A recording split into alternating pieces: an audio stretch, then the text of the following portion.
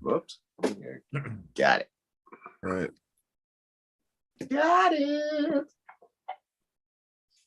Let me pull up this live stream. Oh yeah. It's hard for me. I'm And not we're getting live. pay attention. Yeah. Hi, honey. We're home. Yeah. All right. So did anybody buy anything interesting this week before we get into our topic while we're waiting for people to jump in on our live stream? I bought 2 jazz records this week. Well, I don't get it. I bought a Love Supreme and Jazz Sabbath this week. So You're totally immersing yourself in jazz right now. Like every time I turn around, Aaron's got a new jazz album that he bought. Well, I figured I'd get a Love Supreme because I saw it and it was like just over $20. And Brian keeps talking about how it's his favorite one ever. So yeah, that's awesome. That's a album. I'm waiting for Aaron to get an Ornette Coleman record. That'll be it. I know you're going to be like the new George Allen. Yeah. VC. Pretty soon you'll be wearing button-up shirts and doing this. Yeah. Aaron, did you listen to Sketches of Spain? I haven't yet. No. Okay. I spun the other one twice though. The John Coltrane. Nice. Sketches of Spain. I'll be spinning this next week. Mm-hmm. Hey, I can only do one at a time. What do you think about the Coltrane? I actually liked it. Kind of dig it a little bit.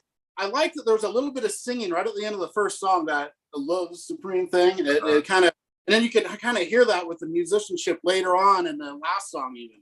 Yeah. Yeah. So I liked it. You know, it's I'm not crazy about the brass stuff, but I liked it better than I thought it would. It's going to grow on me too, I think. Yeah. And I like this, like just over 14 minutes each. So it was just like a quick, it wasn't like for 2 hours long, you know, it just kind of went, it kind of flowed together. So yeah. Nice. I think that's my favorite one so far that I've heard. Awesome, man. Glad to hear that.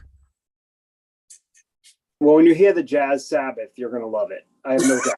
It is so good. I'm going to love it or I'm going to despise it. I don't know. No, I think you'll love it. It's really good. It's really unique how they do the arrangements. I can't imagine you wouldn't like it. I like that Frankie Miller band. Oh, did you dig that?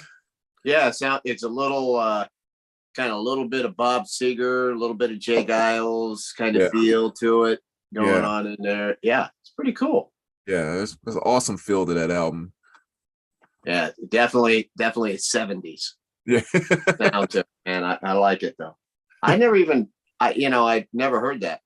But yeah, I'd never really heard of him up, a few years ago when I first got that record, and just the cover just caught my eye, and I was like, I have to check this out. Like, this dude just looks like is this going to be a beef heart thing, or is this going to be but yeah, threw it on. It's just like you said, it's straight up just 70s, just classic 70s stuff. It's awesome. Yeah, I'm glad you liked it, man. Yeah, it's cool. Thank you. So I think we need to change our name because there's 6 of us. I'm just doing the math in my head, but you could do that much math in your head. Yeah, the older I get, Gary, the older I get. No, but just an observation. We're called the 4 Horsemen, but there's 6 of us. So I don't know. It's like false advertisement. Well, maybe we can add on and do like 4 Horsemen in the Cavalry or something like that. Yeah. 4 Horsemen in the Squires. Or you could just drop the 4. Just call it the Horsemen. The Horsemen. Horsemen. I like that. Yeah. I like that. I like it. Yeah, why don't we? See, great ideas come when you're drinking. Never. Yeah. Right, Aaron? Oh, yeah. Never doubt the power of alcohol. That's right. I hear you. I've been getting into psychedelics lately, so ever since LSD, my life has gotten so much better. Exactly. I hear that LSD is a gateway drug, buddy. Be careful of that. Chris is going to be on crystal meth for the next episode. Yeah. This is coming from the kindergarten teacher. Yeah. Actually, it's 2nd grade. I'm growing mushrooms in my closet. That's awesome. Hopefully none of the parents are watching. Yeah, let's just hope. Hope nobody in your schools. Oh, I'm kidding. It's joking. I'm kidding, or am I? Yeah, I'm kidding. Come on, But My love neighbor's it. closet. Come on, he's No. drinking milk or something. What is that? iced tea. Oh, okay. Yeah. It's a little bit harder than milk, I guess. I know I look like a badass, but I just drink tea. Iced tea. You are the definition of badass. Do you have Oh, yeah. vodka? Yeah, no alcohol for me. So tonight we're going to be talking about our 5 favorite years in music. Now, they don't necessarily have to be years that we were alive. However, if it was a year that we were alive, maybe you want to talk a little bit about, how old you were, maybe what was going on, or these songs or these albums in particular. Do they still resonate with you now? But I thought we could get into a little bit. How did you compile, or how did you decide on which years you were going to choose? Because obviously there's a lot of great years in music. Did you have any method to how you picked your 5 years? Are they your favorite 5 years, or did you just pick 5 years at random? Brandon, what went into your decision for the 5 years that you picked? Yeah, well, like I said, it was kind of a lot of work, and I was stressing on how to do it. And then I heard Chris, when he mentioned about I picked 5 years, or pick 5 years that are significant to you. So I thought about doing that, and I was like, well, holy cow, I still can't narrow it down. So my method was, all of my deluxe CDs are sitting right here. I just went over to the shelf and randomly pulled 5 of my deluxe CDs, and I looked at the barcode. Whatever the first 2 letters were on the barcode, that's the year I was going with. Wow. So no logic to it whatsoever. It was just something to take the decision out of my hands.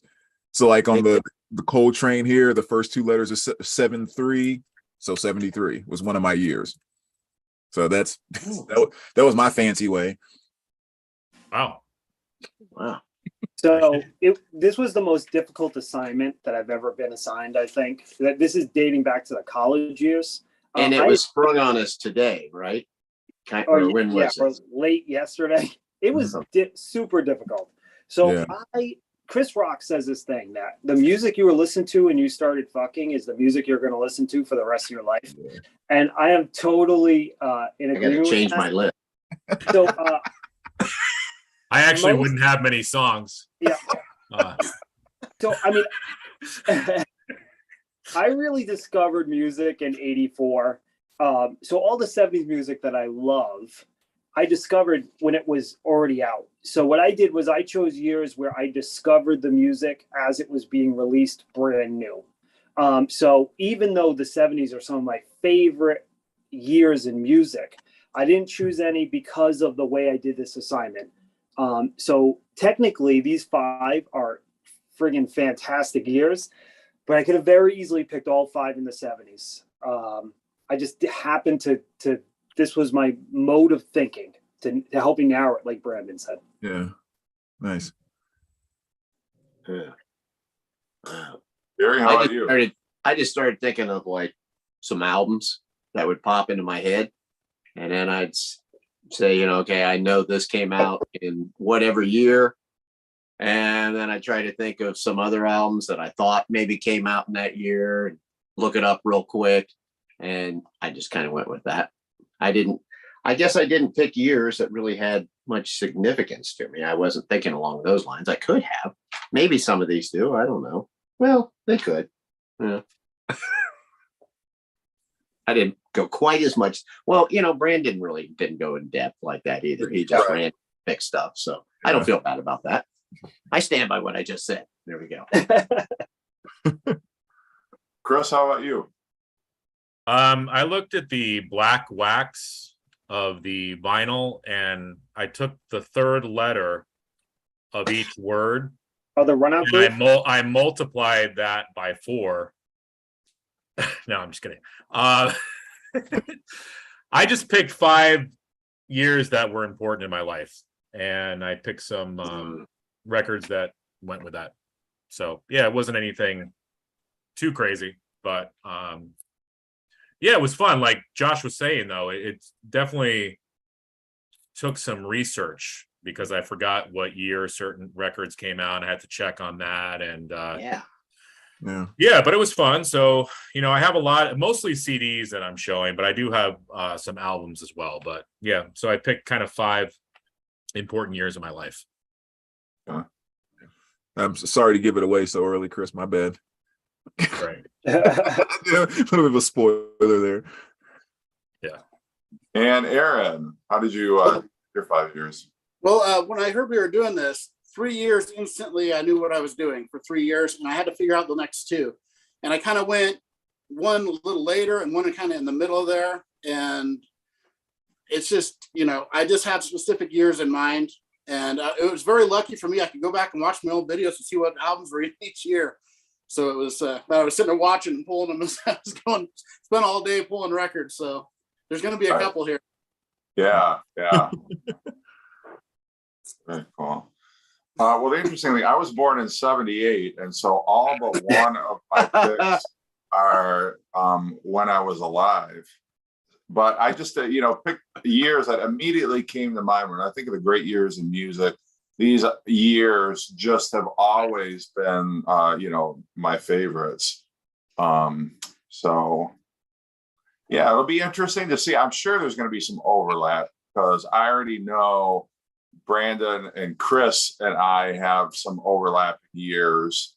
And I'm sure, Gary and I are going to have one. And I'm sure Aaron and Josh and Chris and Brandon, I'm sure there's going to be a lot of that. But, it'll be interesting to see how much, is there one year in particular that is like number one, like that most of us had, maybe like 4 out of 6 of us had one particular year, or who knows? I mean, maybe all 6 of us picked the same year. It'll be interesting to see. Any comments want to address before we actually get into our picks? Just people saying hi. Hello. Okay. Well, hi. Yeah, looks like we got 17 people watching. 19 now. 19 now? Mine says 18. So we don't know, really. Mine says 7. What'd you get in your bag? I got a rock. Yeah, that's what it feels like. Jeez. All right. Well, anyway, so I guess we'll go year by year. So Brandon, you want to start with the first year that you're gonna? All right. Yeah. I'll start with my earlier years and work my way up. So my first year was 1973. That's the year I went with. And like I said, I based it off of Coltrane with the first 3 numbers of the barcode being 7-3. And that was the year I was born. So I guess there is some significance to that. You know what?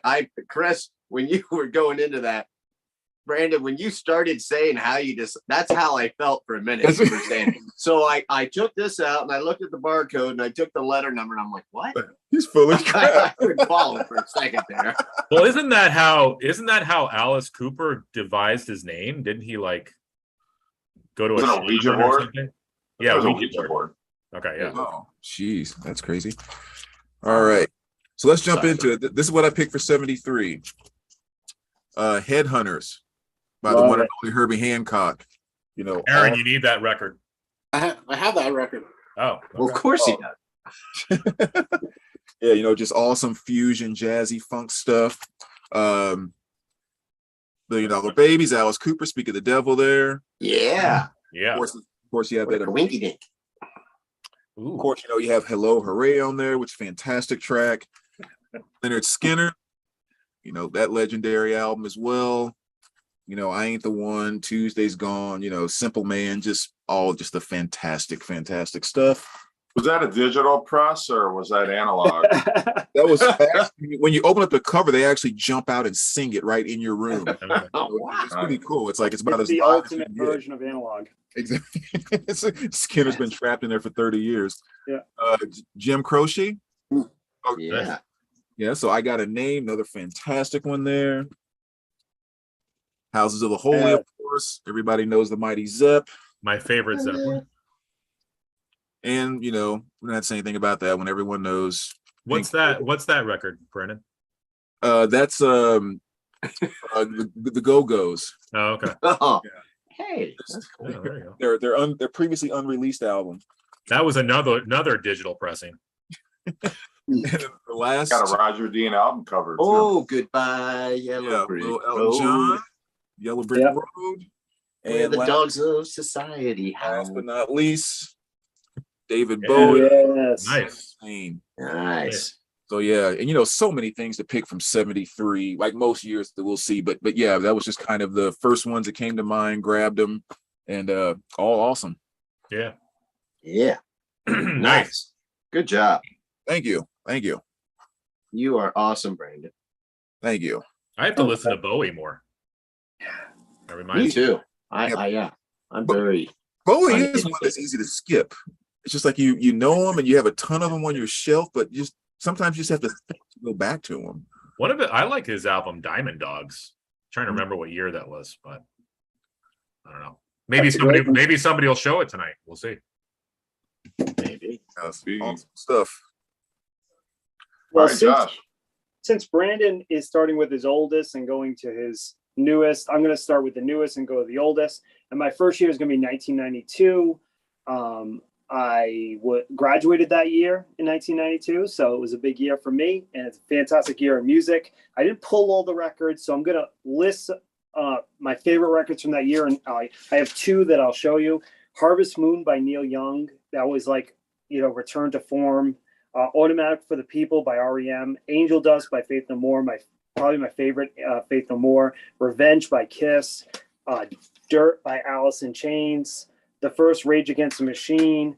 Pantera, Volga, Display of Power. Megadeth, Countdown to Extinction. Beastie Boys, Check Your Head. Easily my favorite Beastie Boys. How the Gods Kill by Danzig. Bone Machine by Tom Waits. Definitely in my top 5 Tom Waits albums. Your Arsenal by Morrissey. Probably my second favorite Morrissey album. Southern Harmony and Musical Companion, my favorite Black Crowes album. There's nothing even close to it. Love, Hate, Wasted in America. I think that for me, it just seemed like that year I had disposable income. I had a job. Every week I was going to the record store and buying something. It was just like these monumental albums that were coming out. It was just a fantastic year. So, and those are some of my favorites. Were you buying CDs then, Josh, or were you buying vinyl? Or were you CDs? It was CDs, Okay.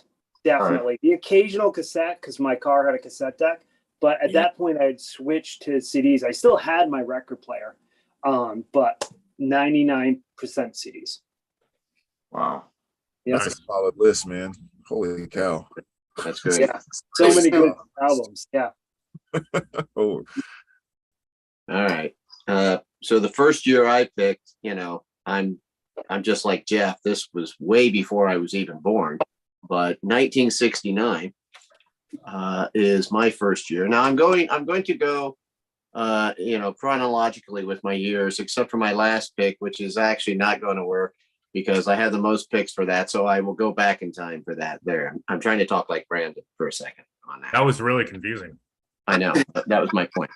So the reason why I went mostly with 1969 is because Led Zeppelin 1 and 2 were both released in that year. I mean, that alone is going to set it off for one of my all-time favorite years in music, let alone it also had Let It Bleed by the Rolling Stones, which is like probably my favorite Stones album, depending on, what mood I'm in. And also CCR released 3 albums in that year. Wow. So, to me, that's just pretty much, and, there's plenty of other stuff too, but those are the ones that really stuck out to me. I mean, really just the fact that Led Zeppelin put their first album out, really, that's all I needed to say beyond that, but I had to throw in those others too, because they mean a lot also. So that's my 1969, boys. Nice. Very good reasons. My turn? Yep. My first year is 1974, and I picked it because it was the year that I was born. So love 1974. Yeah, Josh, that's what I'm talking about. Brothers. I didn't go as crazy as you guys. Only picked 4 records to show, or 4 albums, I should say. The first one is an underrated Judas Priest, Rockarola. I've always liked this. The next album, of course, was Sad Wings of Destiny, but I kind of like this album a little bit better. It's sort of like a bluesy rock psych type thing, and Rob Halford was definitely doing something different with his voice on this record. Who doesn't like the debut by Kiss? Yes. 1974, baby. I don't like Peter's makeup there, though. Because somebody else did it. Yeah, and I don't like Ace's. I don't like all the silver on Ace's makeup. In his hair. Yeah, I don't know. Not into that. Something different. Joni Mitchell, Court and Spark, 1974. It's got the hit "Help Me." I love "Free Man in Paris." Just an all-around great album. This is when Joni started to transition from folk kind of into sort of a jazz quality to her music. And lastly, a band that I've just recently in the last few months gotten into. I only have one of their records, and I'm not an expert on them at all. I learned about them through watching Larry, the Canadian Stud Muffin, because he is totally into this band. But it's Sparks, and the album is Kimona My House.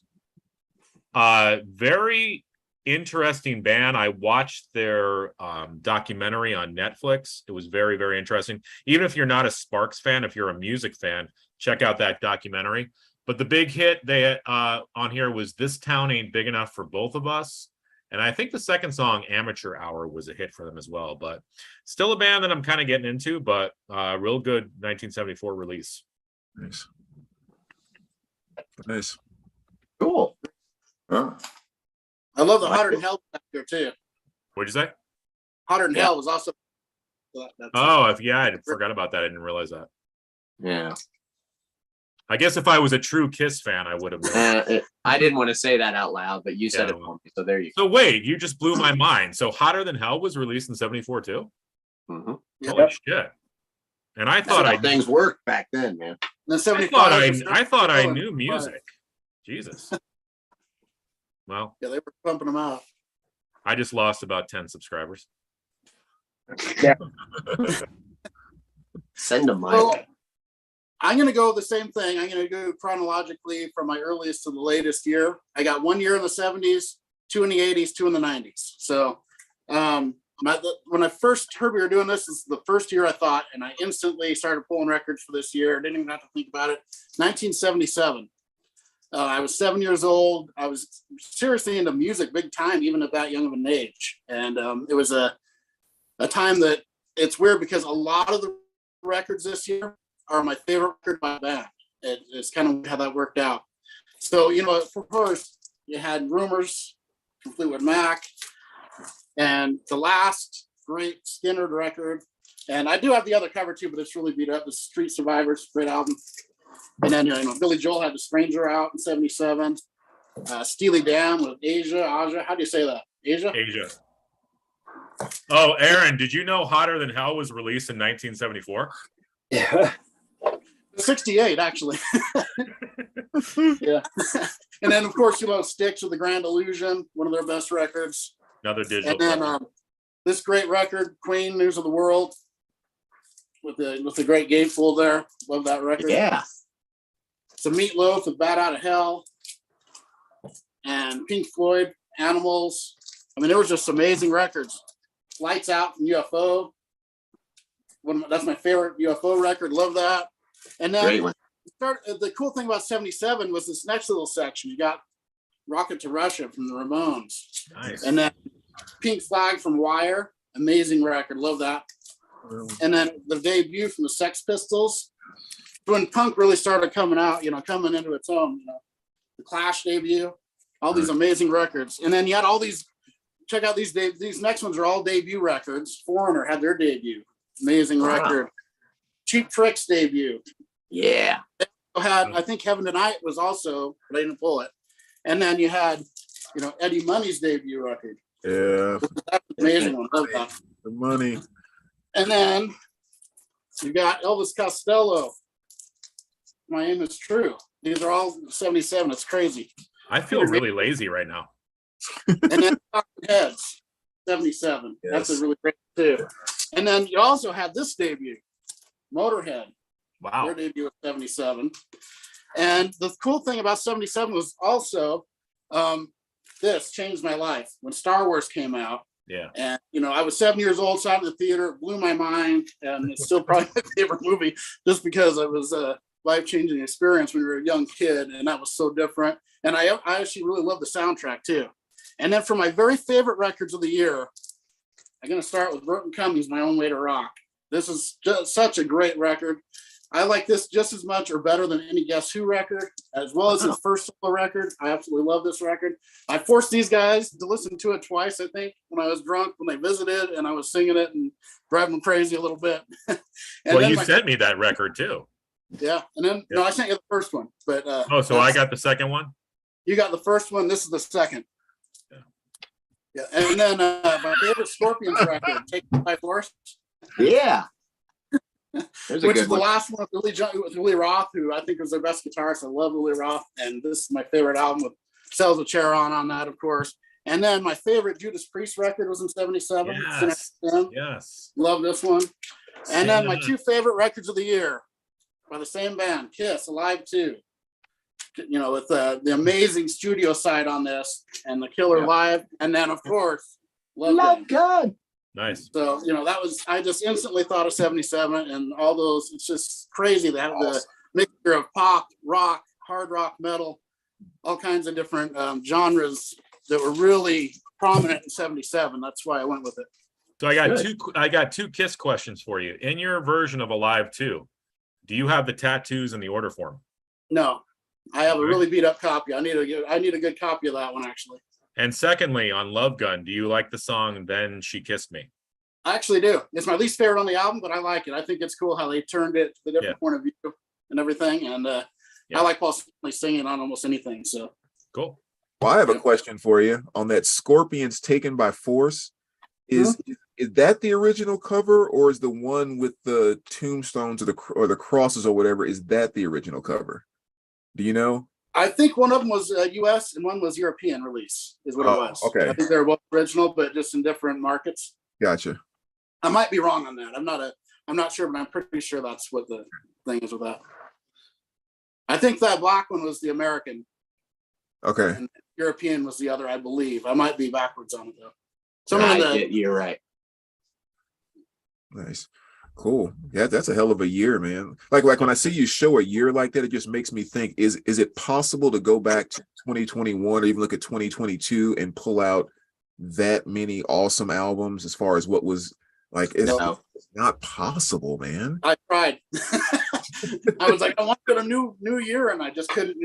I didn't have enough. There were some really good ones, but not like that. Well, I remember when Rolling Stone. I'm sorry, Aaron, I cut you off. Go ahead. Sorry. I was just going to say, when Rolling Stone came out with their top 500 records of all time a while back, the bulk of them came from the 70s. So something magical happened in the 70s. I don't know what it was, but obviously, just from what Aaron just showed, that the proof is in the pudding. Yeah. It's all those different genres. It wasn't just like one style or two styles. There was a million, just so many different styles of music that were good. Well, I didn't even get disco or anything in with mine, so there's all different stuff I didn't show too. Well, I think it's evident by the kids, Led Zeppelin, Pink Floyd, the Beatles, all these bands' albums still sell year after year after year. If you think about it, there's two genres that really got shit on.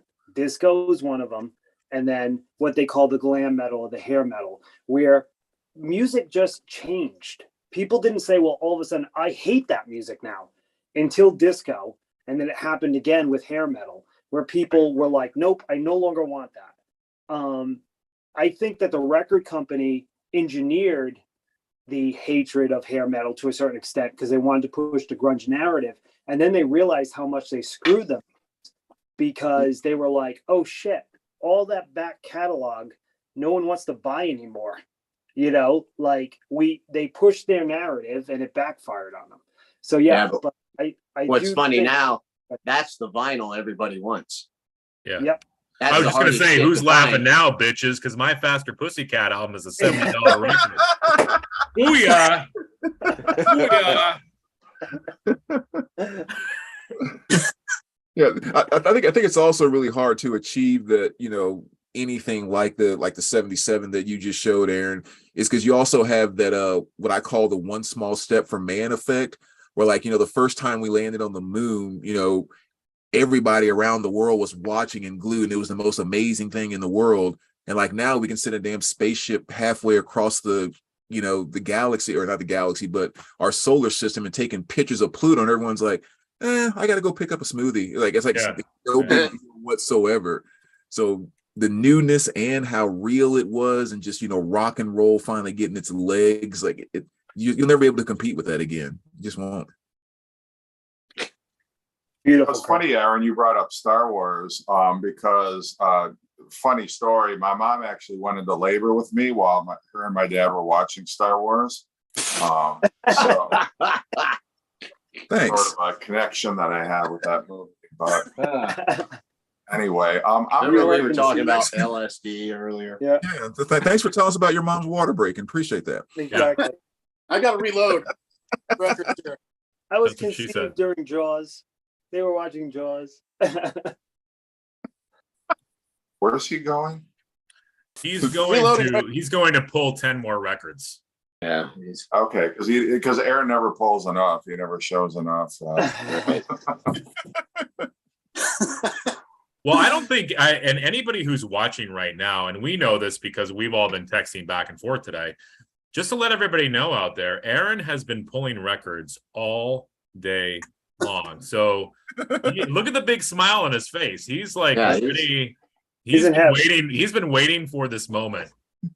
Who sang that song, Waiting for This Moment, all my life? For all my life. Yeah. I've been waiting for this moment for all my life. Oh, Lord. Oh, Lord. All right, well, I'm going to do like Brandon did. I'm going to show my earliest year first. And I'm going to go with 1932. You got Duke Ellington, the complete Duke Ellington Volume 4 was released. You had Benny Carter, the Love Sexy album, Frankie Lane, Stay in Your Lane album, Benny Goodman, the Devil You Know album was released that year. So, kind of pre-World War. All right. You should pull out the sound cylinders to show. Yeah. Yeah, the big 78 thick records. All right. Anyway, all kidding aside, I'm going to go with 1967, The Summer of Love. I'm not going to show any records because I'm lazy, but I am going to say all the ones that I'm picking from that year, why 1967 was so special. You got Sgt. Pepper and Magical Mystery Tour from the Beatles. You got 2 albums from the Doors. The debut, Strange Days. You got Moody Blues, Days of Future Past. Pink Floyd, Piper at the Gates of Dawn. The Who, Sell Out, one of my favorite Who albums. You got 2 albums from the Monkees. 3 albums from the Monkees, actually, because you had more of the Monkees. The beginning of the year, you had Headquarters, released in the summer of 67. And then you had Pisces, Aquarius, Capricorn, and Jones, which was released in the fall of 1967. You got the Rolling Stones releasing 3 albums, Between the Buttons, Flowers, and Their Satanic Majesty's Request. You got the Beach Boys' Smiley Smile, which is another fantastic album. You got Surrealistic Pillow by Jefferson Airplane. Just so much great music. And, a lot of it kind of was that psychedelic love, power, definitely under the influence of, LSD, like we had talked about. But, it was definitely, bands were kicking it up a notch. Even from 1966 to 1967, the leaps in music that were made are pretty staggering. I didn't realize the Monkees released 3 albums in 67. Wow. They did. Yeah. That's Didn't Hendrix have 2 albums that year too? What was that? Didn't Hendrix have 2 records that year too? His first 2? Yeah, probably. I think he did. Yeah, you're right. He did. That was another one I forgot. Are You Axis Experienced? Bold as And Love. Axis Bold as Love. were both released in 67. So yeah, I mean, if I sat here and thought like, I'm sure we could all come up with a dozen more, but yeah, that's the first year that kind of immediately came to mind, just because so much great music came out of that year. And it's just, I mean, it's really mind-boggling to think about a time where your favorite band might come out with 3 albums like in 1 year. You didn't have to wait 3 years for a band to release an album because they were on the road for 2 years, or they just wanted to take their time in the studio, or they were taking a break. I mean, now it seems like if a band puts out an album every other year, it's like, whoa, slow down. What are you doing? Yeah. And, you had bands like, Beatles and Monkees and Stones, putting out multiple albums in the same year is pretty remarkable. And I had to imagine back then, you were constantly like in the record store picking up new releases and, new music, because back then I don't think there was a lot of, like we do now. Like I walk into a record store, I buy an album from the 60s, an album from the 70s, one from the 80s, which are, in some cases 50 years old, 40 years old. I can't imagine that was happening in the 60s or even the 70s, where people were, oh yeah, I picked up a Glenn Miller album, or, I picked up this great Louis Armstrong album. I mean, it might be the case, but, I think there was so much great coming out. Jeff, do you think if the bands didn't release that many albums, though, that they'd be less prone to breaking up? Like if they did take their time, maybe that immense pressure led to, because none of those bands survived really, besides maybe the Beach Boys. Yeah, like the Rolling Stones did, although, it's kind of a wonder they didn't break up. The Who were always on the verge of breaking up because they never got along, I think the Kinks had a great album out there too. There wasn't something else by the Kinks 1967, or was that 66? I don't remember. No, I'm sorry. I'm thinking of 66. The Kinks put out Village Green Preservation Society, I think, in 1967, which is a great album. But yeah, great year, 1967. Brandon, what's your next year? Or are there any comments we want to address before we get into our next year? Most people are just kind of saying hello and stuff a lot, or saying they agree with this and that. What Sam said, the records that Aaron will show tonight will equate to the number of records in most people's collection. Yeah. That's true. Yeah. I guess Chris from Record Talk had an interesting comment. He says, I like music from my early 20s better than music from when I was a teenager, which is different from what most people do. So, anyway. All right. So we'll jump into the next one here. So again, one Randall said Village Green is 1968. Well, what Kinks album came out in 67 then? It came out in 67, Randy. He'll tell us. No, I would go ahead. Yeah, Brandon, this is going to take him a while. So it's already 11:30. Cool. We've only done one freaking year, so for God's sakes. Did the Kinks have an album in 67, or did they just come out with the greatest hits? I don't know. All right, I changed my pick. 1968. Okay, let's start over. Okay, White Album, the Beach Boys' Friends, Cream, Wheels of. All right, I'm sorry. Anyway, go ahead, Brandon. All right, so my next year is going to be where it came off of Black Sabbath Masters of Reality, because the barcode starts with 8-1. So we're going with 1981. And since you guys were singing it, I figured I'd go ahead and kind of share that with you. Yeah, there we go. Yeah. Phil Collins. This is kind of cool too, in case you hadn't seen. It's like on the reissues they did. I forgot what year this was. 2013ish, 14 something around there. But you kind of notice it's old Phil. And on all those reissues he did, they did all of the original covers the exact same way. It was just with old Phil. So it's kind of a cool little thing that they did there. I should have pulled out the other one though. I wish Sammy Hagar would do that for his catalog, like the big bloated fat Sammy Hagar on all his album covers. See a big old belly parachuting down. Yeah, or like Motley Crue, Vince Neil.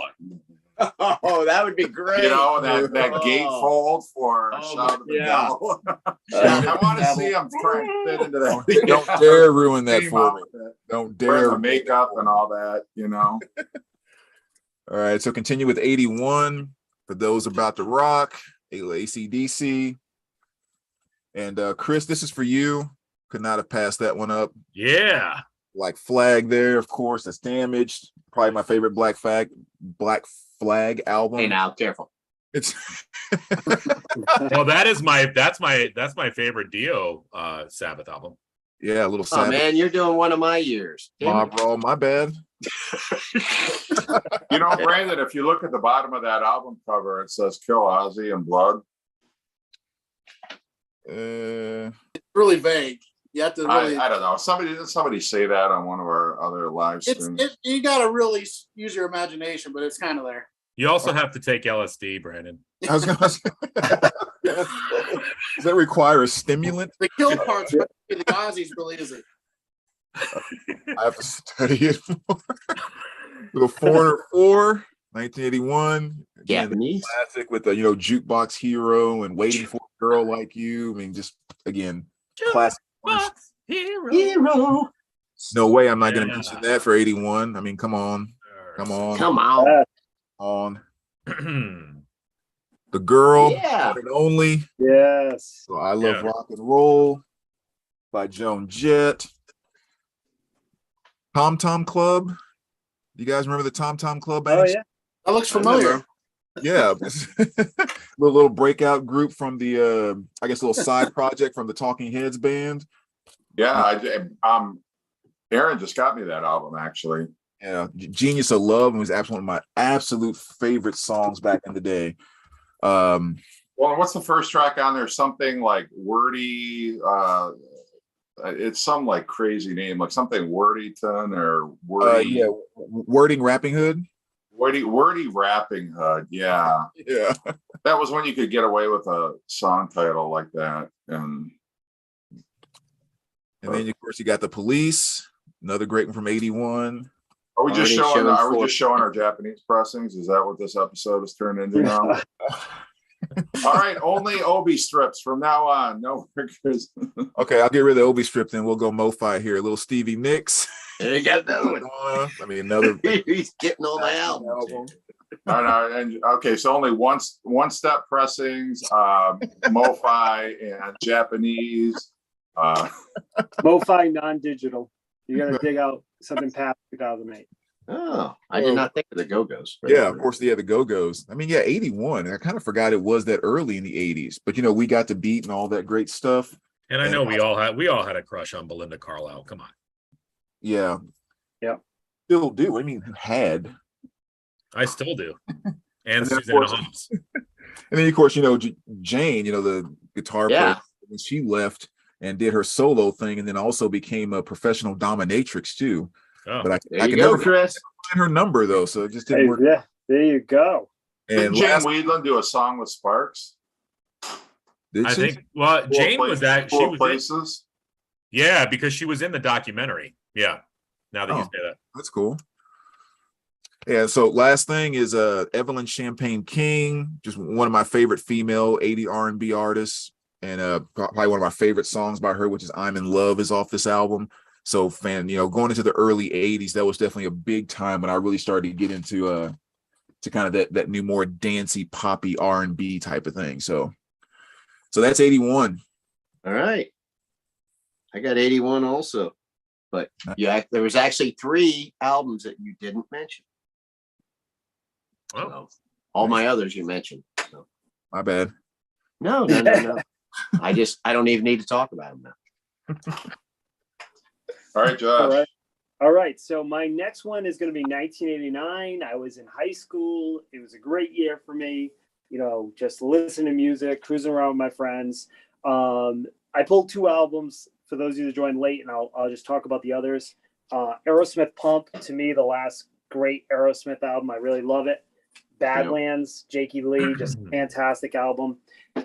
We had In Step by Stevie Ray Vaughan, one of my favorite Stevie Ray Vaughans. I mean, I love all the Stevie Ray Vaughans. Louder Than Love by Soundgarden, Pretty Hate Machine by Nine Inch Nails, Stormfront by Billy Joel. I think it's a criminally underrated album by Billy Joel. So good. Disintegration by The Cure, my favorite Cure album.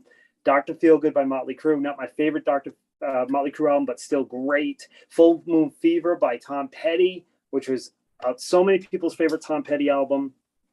The Real Thing by Faith No More. Skid Row's debut album. Trash by Alice Cooper. Alice Cooper was thrust back in the spotlight. The Great Radio Controversy by Tesla. Love that album. Freedom by Neil Young. Rockin' in the Free World. That song was everywhere. Oh Mercy by Bob Dylan. Mystery Girl by Roy Orbison. Produced by Jeff Lynne. A lot of people don't know that. Tom Petty and George Harrison helped him with that album. Sonic Temple by The Cult. Headless Children by Wasp, one of my favorite Wasp albums. Spike by Elvis Costello. I know Melinda Murphy doesn't love that album, but I love it. 3 Feet High and Rising, which is just such a great rap album by De La Soul. And Iceberg by Ice-T. That was my first Ice-T album. And I remember like having to always listen with headphones because if my father had heard it, he would have flipped out. It was so vulgar. But just a fantastic year. Great albums. There was probably about 30 more I could have mentioned, if not 50 more. But I just tried to give a good cross section of albums I love. Didn't Tone Loc After Dark come out that year? It was in that era. It was somewhere around there, which I do love that album too.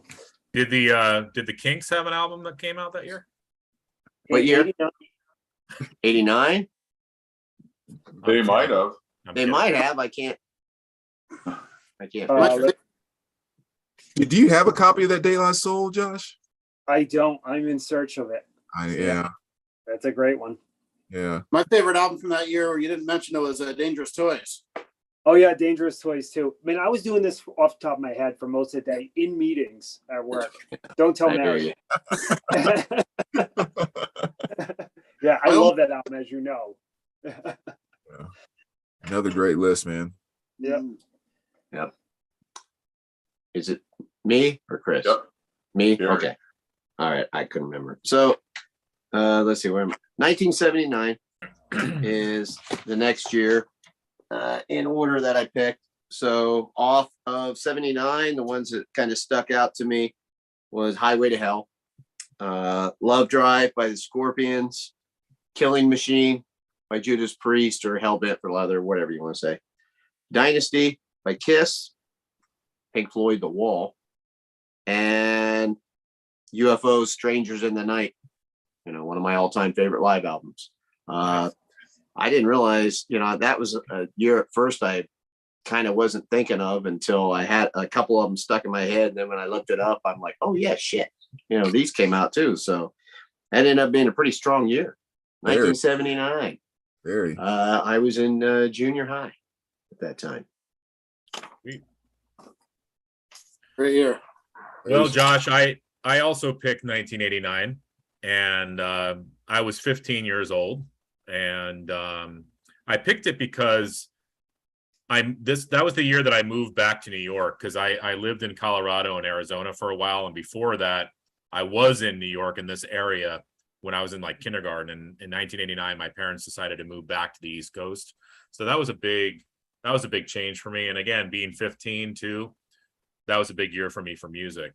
Josh talked about a lot of great records. I'll probably repeat a couple of them, but DRI Thrash Zone. Yes. 1989. Allroy's Revenge. Now, All is basically the Descendants with a different singer, but this has one of my favorite All songs called She's My Ex. It should have been a huge hit for them. Lou Reed, New York. Nice. Great album. A Dylan album that is new to me, but it kicks ass. An album called Oh Mercy. Yes. And there's a song on here called Everything Is Broken, which is a really, really cool tune. Sorry about the glare.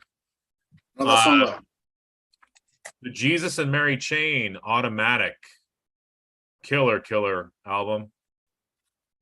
And lastly, I know Josh talked about this one, but this is a favorite album, Josh and I, and a lot of us, Disintegration. So yeah, 1989, big year. Big year. Tone Loc Woke After Dark come out that year? I think the Kinks came out with an album in '89. I'm trying to remember. Think Visual? Oh, Jeff, did you know that Kiss released 2 albums in 1974? The debut. Bullshit. Yeah, Bullshit. the debut and Hotter Than Hell. Hotter Than Hell was 74? Yeah, right? And Tone Loc was definitely 89. All right. Funky Cole Medina. Well, I got one right at least. Aaron, what 80 albums for your year are you? It was pretty close, actually. Well, I'm going to start off. I bought a record. See, the thing, okay, well, I'm sorry to interrupt you, Aaron, but I just want to say from now on, you have to show for like, if you're picking 79, you have to show 79 albums for that year. If you're picking 82, you got to show 82 albums. Well, you're pretty close. I'm on 83. So I don't have 83 records though from 83. Big year. But I did buy Yes, you do. Yes, you do. and this is actually my very favorite record of 83. And it's Holy Diver. This is the one that the remastered version. And it's really cool because it's this gatefold is pretty cool. But they added a bunch of stuff, changed it, and then they have this inner gatefold. And I'll have to say they did a good job on the remastering. The only thing that's really weird about it is all the intros and outros are different. It's like they have a bunch of count-ins to the songs, and then like the outros will have like a different drum fill in a part, or just a little bit of different stuff. And the bass is turned up a bit in it. And other than that, it sounds pretty good. If you don't have an original Holy Diver like this one here, I would recommend buying it because it still sounds good. It still has the punch to it. It's just they just changed the intros and outros is what I noticed the most about it. But and a couple of Ronnie James Dio's vocals are a little different here and there. Like it's just a little different sounding. But they did a good job on it. I was surprised. I was really worried. So 83 was such a great year. I'm going to start off with the non-hard rock metal stuff that's just amazing from this year, like this Great King with I had the song Jeopardy on it. It's a great record. Oh, Yeah. My favorite from John Cougar Mellencamp, the second side without the hits is my favorite. I absolutely love it. And then you had the Police with Synchronicity. Nice. Probably the best album of the year other than Dio, Huey Lewis with Sports. Yes. Nice. Yeah. Japanese press. That's my first concert I went to. I love that album. And then Seven in the Ragged Tiger from Duran Duran, another great one. And Minute Work with Cargo. Another good one. Yeah, so many good ones. Frontiers from Journey. That's a good Nice. good Journey record. This one, very underrated. The Romantics Within Heat. Love this one. Talking in Your Sleep is a big hit off it. Then you even had the self-titled Genesis, which is a great one. And this one here, Violent Femmes. Yeah. And then you get some Midnight Madness. Great one. And one of the most life-changing records of this year for me was ZZ Top Eliminator. Love this record. It just it totally blew my mind. Made ZZ Top my favorite band for a while. I love the girls in the video. Yeah. Yeah. Especially the brunette. This record also. Yeah. Billy Yes. Yell. Yes. Love that one. Yes. Awesome album. And then you got some Lick It Up from 83. Yeah. Yes. Yeah. Exciter. His debut. Yeah. Amazing record. Oh, yeah. One of the most underrated Black Sabbath records, Born Again. Love this record. Yes. Great one. Love that one. Ian Gillian sings on that one. Yeah, Ian Gillian, yep. And then Queensryche's debut EP in 83. Got some Twisted Sister. Love Rock and Roll. Fantastic. Amazing record. My favorite Saxon record, Power and the Glory. Oh, yeah. Pulling out My the favorite Crocus record with Headhunter. Nice. Amazing album there. And then, of course, Shout at the Devil, which you were talking to. And I open this. I hope it isn't the new picture you're talking about, but I think it's all right. Then my favorite Accept record, Balls to the Wall. Yep. My favorite Iron Maiden Balls record. on the wall, you mean? Yeah. This is just such a killer year. I mean, Flick of the Switch, such an underrated AC/DC record. Love that one. My favorite. And then this one here is a really unknown record. This is Hits, and I love this. It's kind of on the level of a Def Leppard, that type of heaviness, maybe a little heavier, catchy songs, amazing record that no one knows about. And then, of course, you had Mental Health, which was a game changer, along with the other game changer from that year, Pyromania. Those two records were all over the place, and those were the first two albums I ever bought with my own money, except for Beach Boys on a little earlier. But those are the first two cassettes I ever bought. Was Def Leppard and Quiet Riot. And then some Mean Streak was that year. That was a great one. Ryan T, probably their best record. Debut from Dokken, Breaking the Chains, good one. I'm almost done. Bark at the Moon, amazing record. And the debut EP from Armored Saint. Wow. Then you got the last two, Show No Mercy from Slayer, their debut, and of course, Kill 'Em All from Metallica. So, Oh yeah, man, It was fantastic. like Jacuzzi speed round. Yeah, no, I'm feeling really shitty about myself now, and I'm also feeling shitty about my collection. I'm kind of tired. I wish I had some LSD. I wish I had 83 of those, but I didn't pull them all. That's fantastic, dude. About a double stack. You've got an amazing collection, Aaron. No, thanks. Yeah. Been working at it since the 70s, really. I've been collecting, so. Got a nice collection of hats too. Yeah. Yeah. Yep. That year and that poll was so good. This video started to sound like porn or something. I know, right? Oh yeah. Yeah. Oh Yeah. Focus. Yeah. And little do you guys know, I'm not wearing pants. So, Now we do. Just assume that. If I offended anyone, you can contact your HR person in the morning. Yeah. Exactly. Yeah. You're right, though. We're Finally- all like, ooh, crocus, headhunters. Oh, okay. Oh, yeah. Wow. Vinyl Richie just said, "Are you sure that wasn't 83 albums?" Yeah. It might have been. Now, my years are going to go higher, so I'll have to pull more records. I'll have to. Well, Jeff. All right, my next year, this one was already picked, but doing it anyway. 1969. You got the Beatles, Abbey Road. You got the Stones, Let It Bleed. You got Crosby, Stills and Nash, their debut album. The 3 albums from CCR. You got the Who, Tommy. 2 Led Zeppelin albums. You got the Doors, Soft Parade. Fantastic record. So many great albums from 1969. It was the end of an era, and the Beatles and Stones came out with what I think you could argue are their best albums. Not everybody would agree, but just a strong way to end the decade. The Who, were on the verge of going bankrupt and breaking up, and then they came out with their masterpiece, Tommy. So yeah.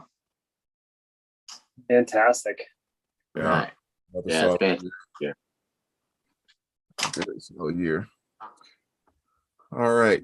So, my next year, moving up to 1988, which was picked by Lair. I don't know if it's going to show up with see the hand moving there, but yeah. So the first two numbers on that barcode were 88. So we went with 1988.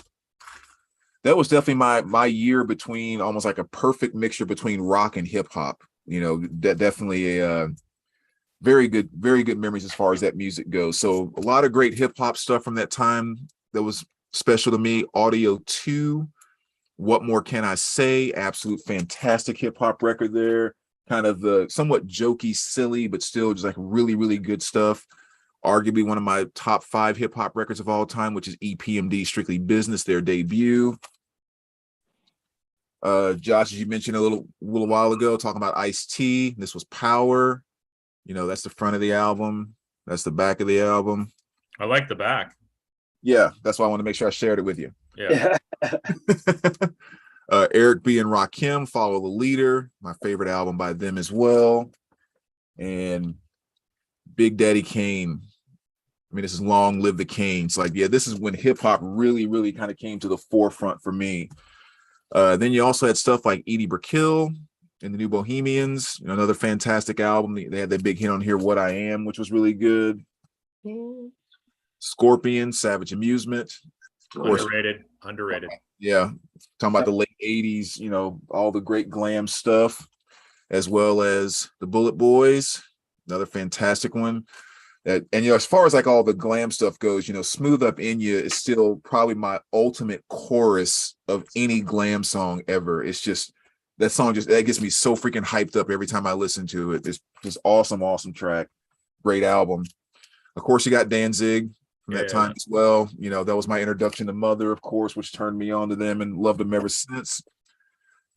OU812, little Van Halen. Oh. Yes, Van Halen with Sammy Hagar. Guy. It's a self-titled Guy.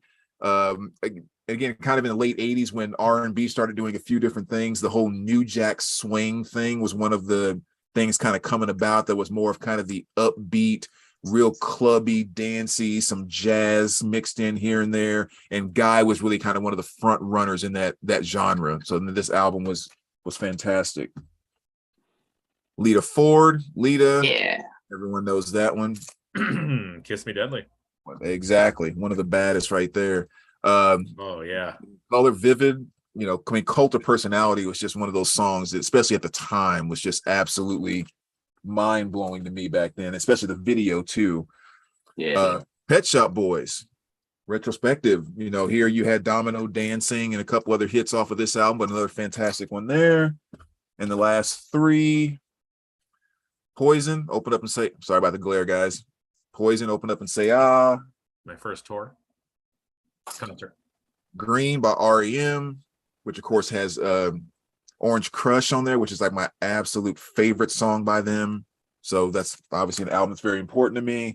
And last but not least, a little Striper. Yeah. Love that record. Praise the Lord. Yeah.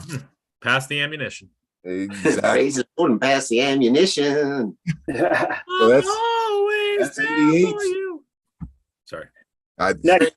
I used to watch that video, so I accidentally recorded it one time on a VHS tape, and I watched it so much where the tracking couldn't even fix the freaking lines.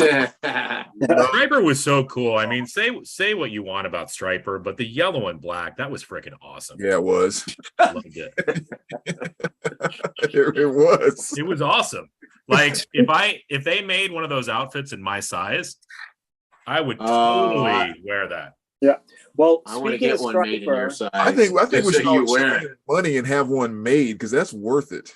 Yeah. Yes. Yeah. I mean, for Michael Sweet from Striper might do a signing at Purchase Street Records, the new one. I'm just throwing it out there. You want to go meet him? Oh, awesome.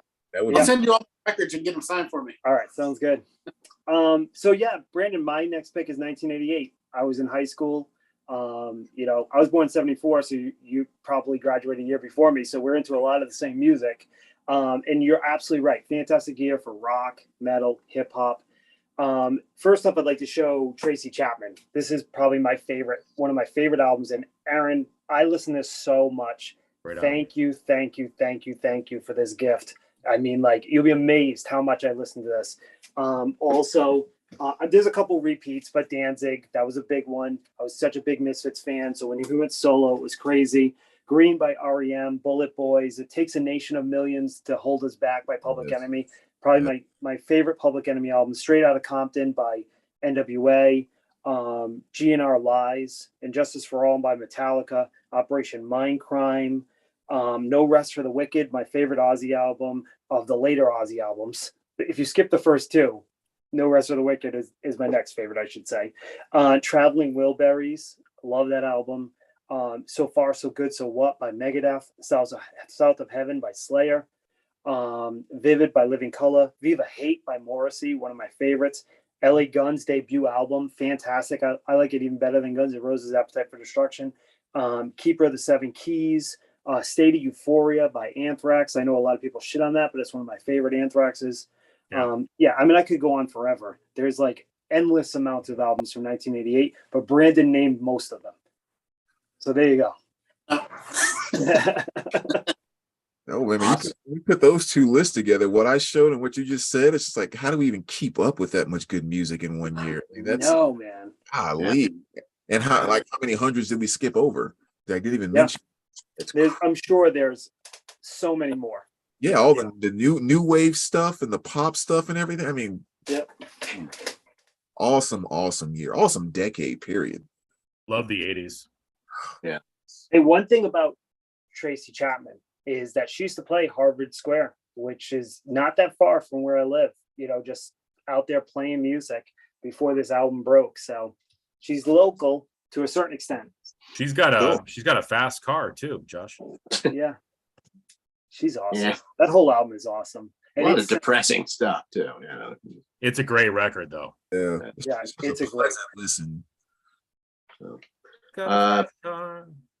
speaking of the 80s, so to me, I love a lot of my favorite music is from the 80s.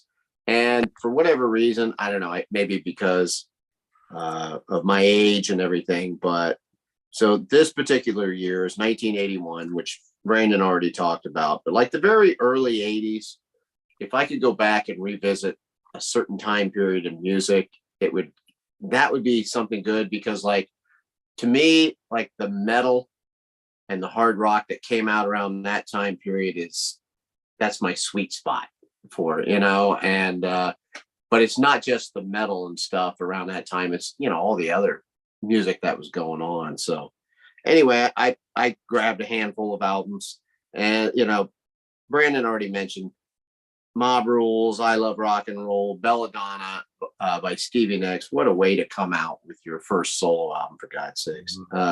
Killers, this sounds so stupid, but I'm sentimental about the album Killers, because I don't know, it just takes me, I imagine myself being in England, for those first couple Iron Maiden albums, or just like right before that whole, era right there would be so awesome to be a part of. I mean, I would have loved that. I'd love to revisit that. Those first couple Iron Maiden albums are just. Are you riding a horse in that? I am. Thought? I don't know, and I'm shirtless, but and he also mentioned Ghost in the Machine, one of my all-time favorite albums. A couple albums that he did not mention, I don't think he did, was Tattoo You by the Stones. That was my first Stones album that I bought. Pretenders 2, always going to be one of my favorite albums of all time. And then Fair Warning by Van Halen, which was just such a nasty, dirty sounding record when it came out. The sound of the guitar was just amazing. I mean, it opens up I don't know. We all know Fair Warning. I don't really need to talk about that, but those are the albums that I picked for that year. You say Rush Moving Pictures? I did not say that, but great album. Just not one of my all-time favorite Rush albums, but I love it. I love that album. And when it also throw that in there. I didn't mention it in mine, but I think didn't Diary come out that year as well? Yeah, it did. So there's lots of others. So many. I just threw out a few of them. Yeah, I mean, I'm kind of reading off the ones on my list that I didn't pull and that you didn't mention too. Great year. Indeed. Nice. Chris. All right. Well, I chose for my next year 1997, and it is because it's the year that I graduated from college. So it was a pretty big year for me. All right. The first album is an album by Fates Warning called A Pleasant Shade of Gray. And Fates Warning's a cool sort of progressive metal band. Good stuff. Morphine, Like Swimming. Now, Morphine's cool because they have like a saxophone, they have a saxophone in the band. One of the guys plays saxophone, so it kind of gives a unique sound to the band. And their little known fact, their lead singer actually had a heart attack and died on stage mid-performance. Wow. Okay. Thanks for Thanks for bringing us down. Fun fact. Yeah. little factoid. You guys know I'm into the Indigo Girls. Saw them on this tour, Shaming of the Sun. Just a great record. This had one of their biggest hits called Shame on You. Just a great album. I used to listen to that on my way to student teaching in the car. Bjork, Homogenic. And this, I believe the hit on here was Hunter, I want to say, but just a really cool album. I've never checked out the Sugar Cubes, and I know she was in the Sugar Cubes, just never checked their music out. But this is a great record. And lastly, oh, there you go. OK Computer. Awesome. Nice.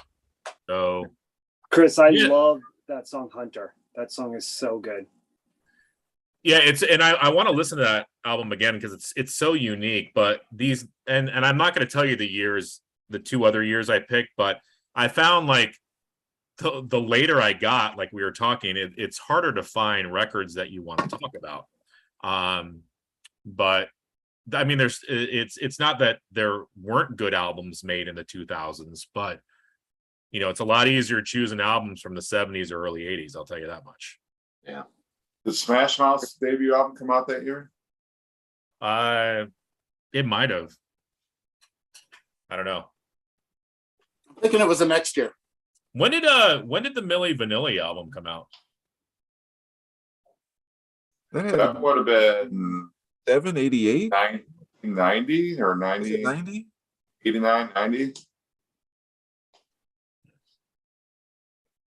Can't say about that one. Yeah. Didn't know. Girl, it's true. Aaron. I love me some Millie, boy. Laying it on the ring. All right. But Butterfly's doing a release of that actually. I saw Are that. they? Yeah, I One just saw step? that. Yeah, I think it's a one step actually. Cool. So my next year has already been done twice. So my next year was 1988. It's the year I graduated high school.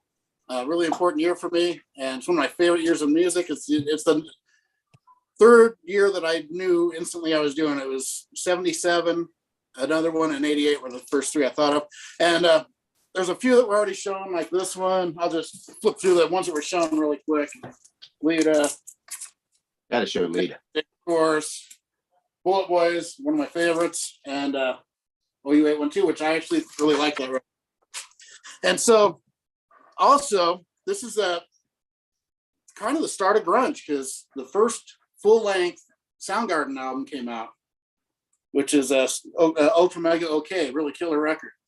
Originally on SST. Well, I don't think that album, but their EPs before were, yeah. I don't think Ultra Mega OK was it?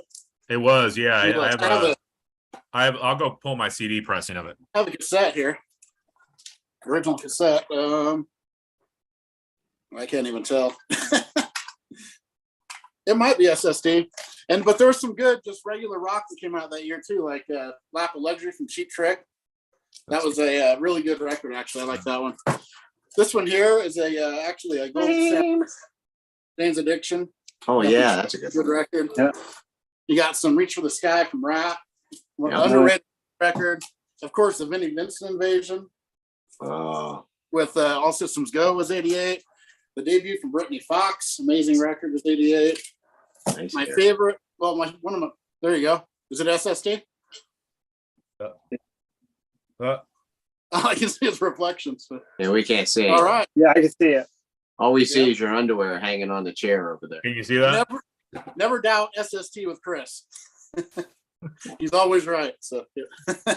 Black and Blue with In Heat, one of my favorite records. I love that one. Of course, the amazing Things You've Never Done Before from Rocksteady. Cool from The Wire from Dirty Looks. Nice. One of my favorites. Great live album from Dawson, Beast from the East. Yep. Very underrated record, The Malls. Love this. It's like kind of like Poison, but a little dirtier, a little grittier. Really love that record for there. You got Blow My Fuse from Kicks, another great one. That's had their big hits on it. Of course, Long Cold Winter. And Cinderella, the debut from LA Guns. You talked about a few of these. Guns N' Roses Lies, of course. And this is an underrated record here, Kingdom Come. their debut, really good one. This one here is a really underrated record too. It's Quiet Riot. And this has Paul Sortino from Rough Cut singing, the only album he did with them. It's really an interesting record. I like that one a lot. Skyscraper. And then this great record, Circus of Power. Oh yeah, love that record. Yeah, Yeah, my it's favorite Ted Nugent. This is for Chris. You can't lick him, lick him. Yeah. My favorite Ted Nugent record. The song "Can't Live with Them." I love that song. It's my favorite Ted Nugent song. She looks And as of sweaty course- as Burton Cummings does on that second album. Yeah, it's a companion piece. Then you got No Rest for the Wicked, of course. Great Ozzy. One of my favorite metal records is The Sword with Sweet Dreams. Love this one. Of course, Operation Mindcrime, another great one. Seventh Son of a Seventh Son. Oh yes. Seventh son of a seventh son. 2 albums from Ace Frehley with Second Sighting and Live Plus One, which is really killer. And then my favorite, Frolic Through the Park from Death Angel, amazing record. I'm Yeah, bored. do this. Then Euphoria. The Megadeth, so far so good, so what? Most of these Josh already mentioned. And of course, Justice for All. This album, Sanctuary, that's a great album produced by Yes. Dave Mustaine. Really great album. And then, of course, you got South of Heaven. Yeah, my favorite Slayer. Yeah, Best. that's my Slayer too. So there's my 88s, and I don't have that many 88 records, but Well, Aaron, I have Really another close. question. I have another question for you. yeah, When you listen to And Justice for All, can you hear the bass? I swear to God, I do. Really? All right. And Blackened, what's that sound? I mean, there's that deep. It's almost like when you hear bass too loud. It's got that weird sound in it. I don't Yeah. know what it is. It might be a guitar, but I always thought it was bass. But Yeah, it's weird because I mean, didn't- when I was a there's- kid listening to it, I didn't think anything of it, and then everybody's No, like, me "Oh, either. "There's no bass on it," but it's weird. Yeah, it's I don't know. maybe it's the rhythm guitar. He has toned so low, but it almost has a bass sound to it at Yeah. times. Yeah. Because especially Blackened, you get that. It's like almost like pounding your speakers, and sounds like when the bass is too high. Like when a car, when you're hearing it go by, it almost sounds like that in Blackened. So I always thought, oh, that's really cool bass, but I guess it isn't. Huh? Yeah. Did I you heard say the big Morrissey vibe. Viva Hate? What's that? Did you say Morrissey Viva Hate? Don't have it. Sorry. All right, I wasn't. I thought I must have misheard. No, he said Morrissey kill Uncle. Okay. Yeah. All right. Well, I knew I heard Morrissey in there. I just got the album part mixed up. All right. My next year, I'm going with. I feel like I'm going like every 2 years now, but 1971. Yeah, it's good. Fantastic year. Again, years before I was born.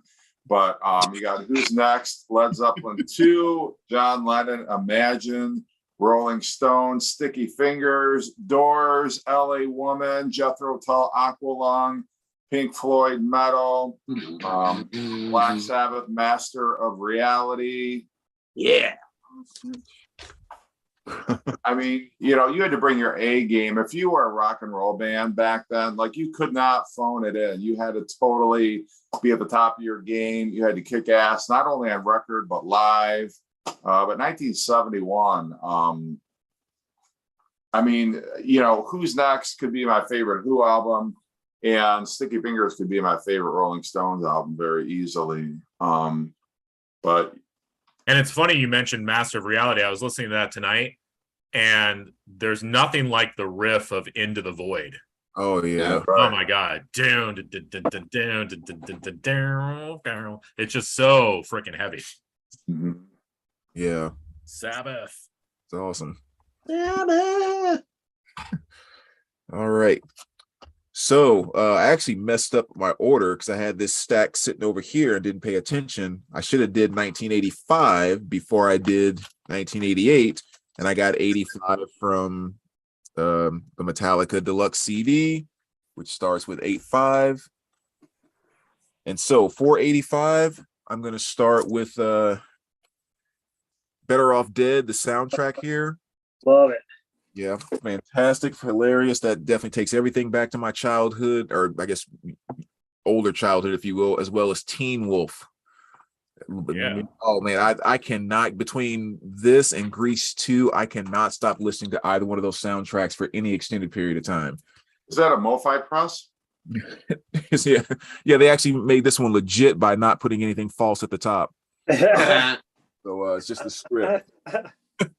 but yeah, and even before I kind of move on from that too, that's one of the things I'll say is like pretty much 82 to 83 and then right about 87, 88, that gap in there is probably the ultimate in pop culture for me, between movies, music, and everything across the board. Because even looking at soundtracks, I have to mention these because some I didn't pull from that same year: Goonies, The Heavenly Kid, Vision Quest, Just One of the Guys, Crush Groove, Rocky 4. I mean, just amazing stuff. But moving right along, again, going back to some of my love with the 80s R&B, Cameo, Single Life. You know, this to me is definitely their best album. Of course, they didn't become really big until the whole, Word Up thing came out and it was in Word commercial. Up. Yeah, that. Dire Straits, Brothers in Arms, of course. Another fantastic, legendary album. Falco. Oh yeah, love that record. Amadeus there, yeah. Another more great stuff. Vienna calling. Oh. Little LL Cool J Radio. Another just Great album. straight up what I call power rap. Up there. Of course, Megadeth. Oh man, Love that original cover. Yeah, I know. had to jump on the screen there, or jump on the scene with "Killing Is My Business." What's that? Said I killed for that record. Killing is my business. And then, of course, Rat. Yeah. Another fantastic one with, of course, Lay It Down and all the fantastic stuff there. Hip hop was still kicking hard there. Run DMC. Oh yeah. Rock. Nice. The legendary Tears for Fears, song from the Big Chair. Again, another album not to say anything about. Jesus and the Mary Chain, Psycho Candy. Just Yeah. awesome album. And the last one here too. One of the few times I remember hearing something and it completely blowing my mind for the first time, which of course is Play Deep by the Outfield, and it was the song Your Love, of course. And I think I've told this story before. There's a guy named Jimmy. He used to ride our bus that was a little older than we were, and he was a guy that wore the ripped up jeans before they were cool, and the bandanas around his knees and around his arms, and like he just didn't care what anybody thought. And Maybe he was just poor. Yeah. He would just bring his little boom box on the bus all the time. And there was this one day he's playing this little mixtape he had, and back to back he played Shot in the Dark by Ozzy Osbourne and Your Love by the Outfield.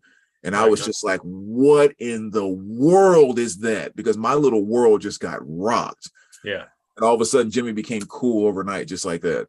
Shot in the Dark is one of my favorite Ozzy songs. I love that. Yeah. Yeah. So, such great melodies. Yeah. My favorite Ozzy record, Ultimate Sin. wow, that's your favorite Ozzy? Yep. I can say that I didn't see that one coming. I would have thought for sure like Dire of a Madman or something. Yeah. I thought for sure it was going to be Ordinary Man. No. Yep. That whole album's really good though. Oh man, so good. So good. All their albums are good though. I mean, I have the first three. Everything, yeah.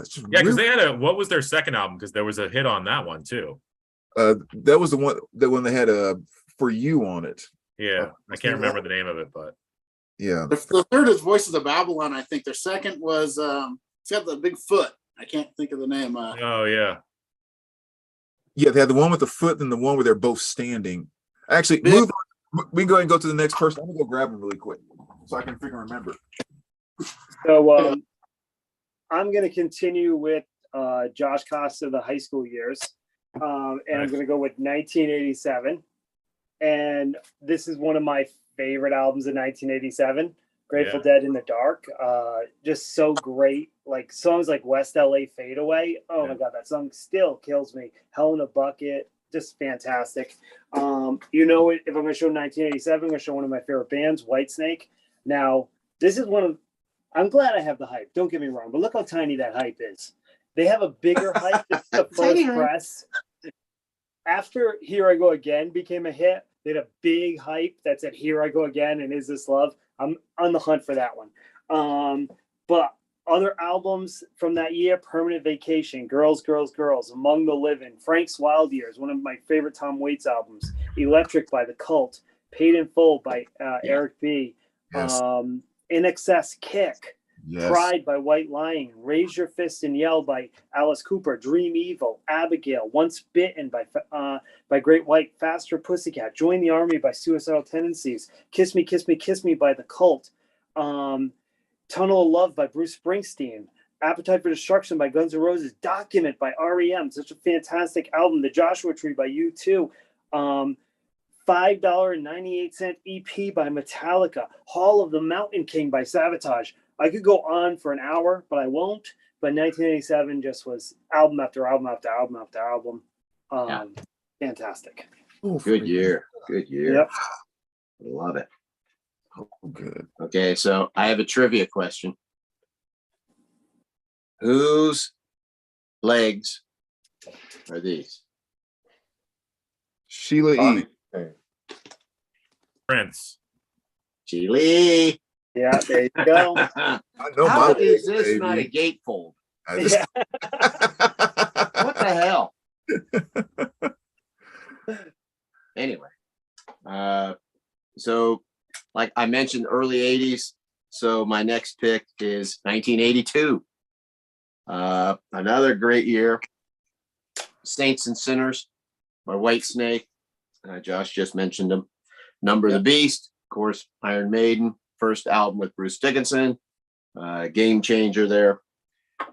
Pictures at 11. Robert Plant, his first solo album, came out with a hit right off the bat. Blackout, Scorpions, one of my favorite Scorpions album. And of course, big comeback album for Kiss, Creatures of the Night. Saw the tour. And then finally, probably my favorite album of that year is Nebraska by Springsteen. So Nice. Classic across the board. it is a great year to be alive. Indeed. Yeah. And you know, I never do this, but I want to give myself a pat on the back because I have never seen that Sheila E. album, and I just saw those legs and said Sheila E. That is pretty good. I have never Hey, seen that album. either that or you spend a little too much time watching Sheila E. videos. I don't know. No kidding. You started Yeah, talking, I was like, where the hell did that come from? Yeah. Me and Chris are the Pretty good. same way with Samantha Fox if you show her from the waist up. We're like, Well, I tell you what, when Aaron showed that Burton Cummings album, I knew it was him right when I saw his chest hair and the bead of sweat. I knew it was Burton Cummings. That is a good album. I've got that one. Yeah. That big old sweaty face right there. Those I know. outros, it was banging. Yeah. And you had Right. Diamond Days, Wow. and then was the Babylon, Voices of Babylon. Oh, I'm missing one. So I only have those three. Voice of Babylon, Play Deep, and Banging. Yeah, this is one that had that hit. For You was on there, and I think that was pretty much the biggest hit off of there.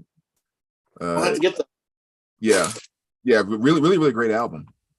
Again, all their stuff is though. What year you at, Chris? Well, I'm going to pick a random year. It's 2005. Now, you might be thinking, why in the hell am I picking 2005? I'm going to get serious with you guys here. That was the year my daughter was born, all right? nice. Nice. So, picking 2005, the year my daughter was born, hopefully getting some dad points here. And like I said, it's the later I got with these years, it was harder to pick albums, but I picked a few good ones.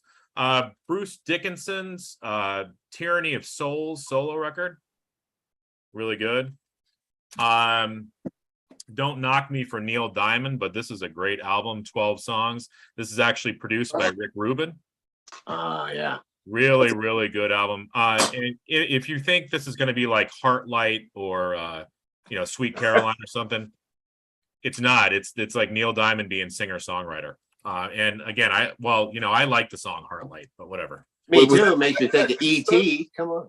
What? E.T. Oh, sorry. Go ahead. What, Brandon? Oh no, I was just asking if those were there new songs on that, or was that just his old traditional stuff? No, these were all new songs. Rick Rubin, basically, he had the success with Johnny Cash. He tried it with Donovan. It didn't really work, even though the album with Donovan's really good. And this album, I think, it should have been bigger than it was. But Neil Diamond wrote all new songs for this record. And the cool thing about this record is Neil Diamond hadn't played guitar on his records in years and years and years. And Rick Rubin encouraged him to get his guitar back out again and start playing the song. So these were written specifically for the album. Wow. Nice. I have to check that out. That sounds good. Really, Yeah, really yeah. good. And he has an album after this, also produced by Rick Rubin, called Home Before Dark, which has the same sort of feel. So if you like singer-songwriter, kind of darker type songs, good stuff. Definitely check that out. Yeah, sorry to interrupt, man. No, it's fine.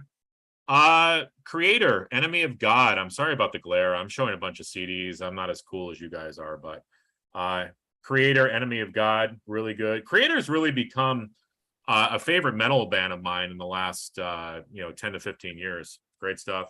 You guys know I like Janice Ian. This is her album Focus the New Black. I'm actually going to see her in November in Woodstock. So looking forward to that. She's a singer-songwriter, and this is a cool album because it's basically just her and her guitar. Let's see what else. Exodus, Shovel-Headed Kill Machine. Great album. Really good stuff. Janice Ian, Exodus. And lastly, I'm going to show some country for Gary. Just making sure that this album did come out. Yes, it did. 2005. Dwight Oh yeah, Yoakam, that's a good one. Blame the Vein. I blame the vein. Yeah. So there you go. You do.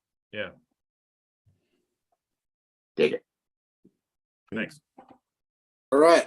My next year, I only moved up 2 years. I've always said this is my favorite year in music because, like, some of my very favorite records ever are this year. It's 1990. Love 1990. Starting off with the Razor's Edge, of course, it has Thunderstruck. When loves that song. Except me, it's my least favorite AC/DC song probably. Concrete Blonde with Bloodletting came out in 1990. Awesome. Great record. You got the last great album from Queensryche with Empire. Love that one. Debut from Slaughter, Stick It To You. Great album. Saw this tour, Lock Up the Wolves, and Love Hate opened up. That was a great show. That's a really good one. They had a 17-year-old guitarist, Rowan Robertson, on that one. And they released this. It was actually came out before, but it's Soundgarden Screaming Live Fop double record. Their first 2 EPs they released in 1990 on one thing. That's pretty cool. And Heartbreak Station, such an underrated Cinderella record. Love this one. Steel Heart debut. And one of my favorites, Bruce Dickinson with Tattooed Millionaire. I absolutely love this record. Played it to death when it came out. Got Seasons of the Abyss. Great Slayer record. And then getting into the really good stuff like Salty Dog with Every Dog Has Its Day. Amazing record. And the debut, Sons of Caius, is before they became Caius. And this is an EP, and it has a few songs that appeared on their first album, Wretch, which came out the next year. Really cool stuff. Then this record, which is made famous from a recent movie, London Choir Boys. Bit of What You Fancy. Amazing record. Thank you, Josh. Welcome. I do have the cassette, but you sent me the record. That's amazing. Sleazebees with Screwed, Blued, and Tattooed. Amazing record there. And of course, Lucifuge. Yeah. Yes. Maybe the best Danzig. It's 2 and 3 for me, neck and neck. So I'll call this the best one for this video because it's absolutely brilliant. Love that album. One of my favorite underrated records ever, Lost Boys with Lost and Found. The vocals on this are amazing. It's just so different. It's like goes from Rob Halford to Tom Waits and everywhere in between, kind of. And speaking of that, Painkiller, the amazing Priest record, one of their heaviest. This album, one of my favorites of all time, Rhino Bucket, their debut. I always call this the AC/DC record that was never AC/DC, but it's better than AC/DC. That's such a good record. Persistence of Time from Anthrax, amazing record. Speaking of Love Hate, Blackout in the Red Room, one of my all-time favorite albums. And this one here that still blows me away, Mother Love Bone Apple. And they were so unique for a grunge band. Yeah, it's amazing. And it's really cool. Andrew Wood, he died right after, right when this album, about a month before this album was released. The singer, he also played piano, added a totally different element for grunge. And it was almost like a glam metal grunge hybrid. Mother Love Bone were, and of course they became Pearl Jam after he died. A couple members. Spread Eagle, one of the all-time great sleaze metal albums. This is a heavy, raw, amazing record. And one of my favorites, Act 3 from Death Angel, my favorite Death Angel. Love that one. And then you got Rest in Peace from Megadeth. Oh, yeah. And then, of course, the two big ones for me, Sweet FA with Stick to Your Guns, which I show on every video ever. And, of course, Alice in Chains with Facelift, one of my top 10 records of all time. I love this album so much. It's just totally blew my mind and still does. So that's because of these. I mean, there's just so many of my favorites this year. I call that my favorite year of music. I was 20 years old. Well, I know it's your favorite year of music because when I came to visit, you played 5 of those records for me. 5 of those hit the turn. For like 2 hours, and I played 5 of them. That's definitely your favorite year. Yeah, I love that year. That's awesome. They were great too. Yeah, and every time you come on replay, they'll be stuck in your head. Those will be the Aaron records. They'll have them embedded in your mind. So awesome. That goes for all you guys. Did you say Depeche Mode Violator? I don't have it. Or do I have it? Is that the one I have? You do have it. What's the matter with you? I can grab it. Yeah, would you mind? Okay. I'm going to show, or my next pick for a year is 1980. Start of a new decade. You got AC/DC, Back in Black. You've got Rush, Permanent Waves. You got Black Sabbath, Heaven and Hell. You got Judas Priest, British Steel. You got Saxon, Strong Arm of the Law. Fantastic album. You got John Lennon's final album, Double Fantasy, Dire Straits, Making Movies, Joy Division, their last album, Closer, was released that year. The Cure, 17 Seconds, and the Cars, Panorama. Awesome. Yes. A lot of great stuff there. Yeah. Yeah. Don't forget Freedom of Choice by Devo. Yeah.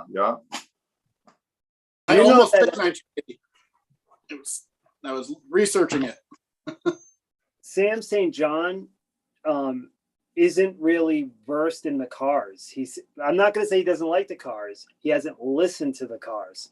I think that we need to change that immediately. Yes. Well, to be fair, he's only 14 years old. So. Yeah. I got the perfect thing to send him. I'll send him some Cars. All right, let's get him some Cars. I told him I'll be on the hunt when Purchase Street opens up again. I think Sam also needs South of Heaven. I think we should ease him into That's South of right. Heaven. It'd be interesting to see what he thought of it. Yeah. And we'll tell him it's an Americana record. He's probably watching. Our Americans. So. Sam, get South of Heaven by Slayer. Slayer is an Americana band. And Anthrax worship music. Yeah, that's a good one. That sounded pretty good. I love that record. I've never really, I don't know, I just never really listened to much Anthrax, but everything you were playing in the background the other night, I'm like, well, that sounds pretty cool. I like that. Sam, Yeah, I'm George just Allen's a busting, big I'm just Anthrax busting fan. Sam's chops. I love Sam. Sam's awesome. Well, we all do. Yeah. But Oh, yeah. he's somebody I like in the VC because he's like us. You can give him shit. Yeah. And he'll give it right back. He jokes too. Some people, it's all about, you just got to say wonderful things all the time. Nobody, I don't know. I feel like you got to have a sense of humor. Yeah. Yeah. Women and Children First. Forgot that one. Oh yeah. He names it. It's only my favorite Van Halen album. All right. So we're kicking off the last year here. Let's Yep. do it. All right. So my last pick, I went and pulled the Bad Company deluxe CD, and the first number to the barcode was 4, but the next two were 9-4. So I went with 1994. Ah, So with 1994, kind of the stuff that I was really listening to and really digging at the time. This soundtrack, Above the Rim, that movie with Tupac and a bunch of other stuff. The movie was okay, but the soundtrack was fantastic. So that was one I played a lot. Blues Traveler 4. That was an album that had just completely knocked me off my feet at the time. And still to this day, I think one of the greatest hip hop albums ever released, which is Bone Thugs and Harmony, Creeping on a Come Up. Just a really, really fantastic album there.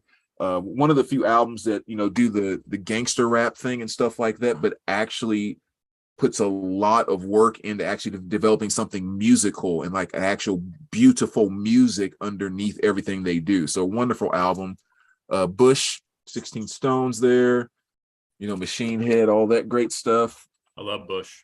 Yeah. Erase. Can't even take it. wait a minute. Are we talking 80s? This is 94. So I guess maybe, well, anyway. Yeah, so Erasure, I Say. Another fantastic album there. You know, they had that song Always on there, kind of a ballady, alternative ballad kind of thing. Green Day was definitely big for me in 94. This was actually the first CD that I ever bought, along with Madonna's Immaculate Collection. So that was definitely what I was checking out then. I just gotten into CDs, and like the 10th or 12th CD I bought was Hootie and the Blowfish, Cracked Rear View. And again, one that you just listen to no end. One of my favorite hip hop albums at the time, which is Ice Cube. And this is bootleg and B-sides, kind of some remixes of some of his songs. And he actually should have made this a studio album, because this is one of the best Ice Cube albums that he ever put out. My favorite is Predator, but Yeah, me too. Yeah, that's nice as well. Jewel, Pieces of You. I mean, actually, I take that back. Yeah, Pieces of You. I always get confused when she puts what we call human nature is actually human habit. That always threw me off. But yeah, again, another fantastic album by her. Love her little sweetness. All that to her. he's awesome. Live. Oh yeah, that's a Played great this album. to no end when that first came out. REM, Yes. Monster there, you know, another classic. And last but not least, probably the biggest hip hop album of that year, which have to be Notorious B.I.G. Ready to Die. Nice. So yeah, so 1994, music was still doing some good stuff, hadn't quite turned to crap yet. And some of the older acts put out something. You had Division Bell, Yeah, Floyd, and Yeah. the Stones had Voodoo Lounge, which was a pretty strong album. yeah, Love that one. yeah, those are two great ones actually. I actually have a single from Voodoo Lounge. Oh, nice. A single? Oh, 45. Oh, okay. Yeah, I wish it was. A 45. Yep. Is it by Actually- Bush? I I have a single from Voodoo Lounge now that I think of it. All right, guys. So my next year, 1986, fantastic year. Some of my favorite albums all time, like Peter Gabriel. So, absolutely yeah. love this record. Metallica, Master of Puppets, Life's Rich Pageant by REM, The Yeah. Queen is Dead by the Smiths, License to Ill by the Beastie Boys, 5150 by Van Halen, Graceland by Paul Simon, Raising Hell by Run DMC, Rain and Bud by Slayer, Peace Cells by Megadeth, Somewhere in Time by Iron Maiden, Who Made Who, which I know is a compilation, but I absolutely love that compilation. Fatal Portrait by King Diamond, Night Songs by Cinderella, Eat 'Em and Smile by David Lee Roth. I mean, it's just a master. Yeah, love that album. It's just album after album after album. I could have gone on forever, but those are just some of my favorites from that year. Nice. Any year from the 80s, you know, you can name Right. 100. You can Yeah. find a whole 80s crap were ton of it. oh my gosh, just sitting here listening to the list compiled, it's just how good were the 80s. Yeah. My I mean, the same year, these two albums defining, albums that shaped music, both Yeah, of them two- same year, Totally different. totally different. And the cool thing is we were all there when those were released. Yep, So, absolutely.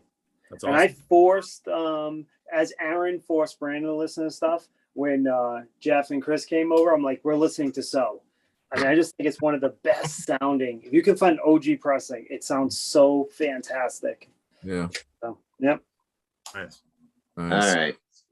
So for my last year, now I'm not showing him, but I'm going Aaron on you. I've got a whole bunch of albums here because this year is just effing fantastic. So these are all albums that came out in 1975. Mhm. Okay. Night at the Opera, Ted Nugent debut, his first solo one. Dreamboat Annie, Wish You Were Here, Hair of the Dog, Entranced by the Scorpions, Fool for the City, Foghat, Captain Fantastic, Elton John, of course. One of These Nights, Eagles, Sabotage by Sabbath, Between the Lines, Janice Ian, Jeff Beck's Blow by Blow, one of his masterpiece albums.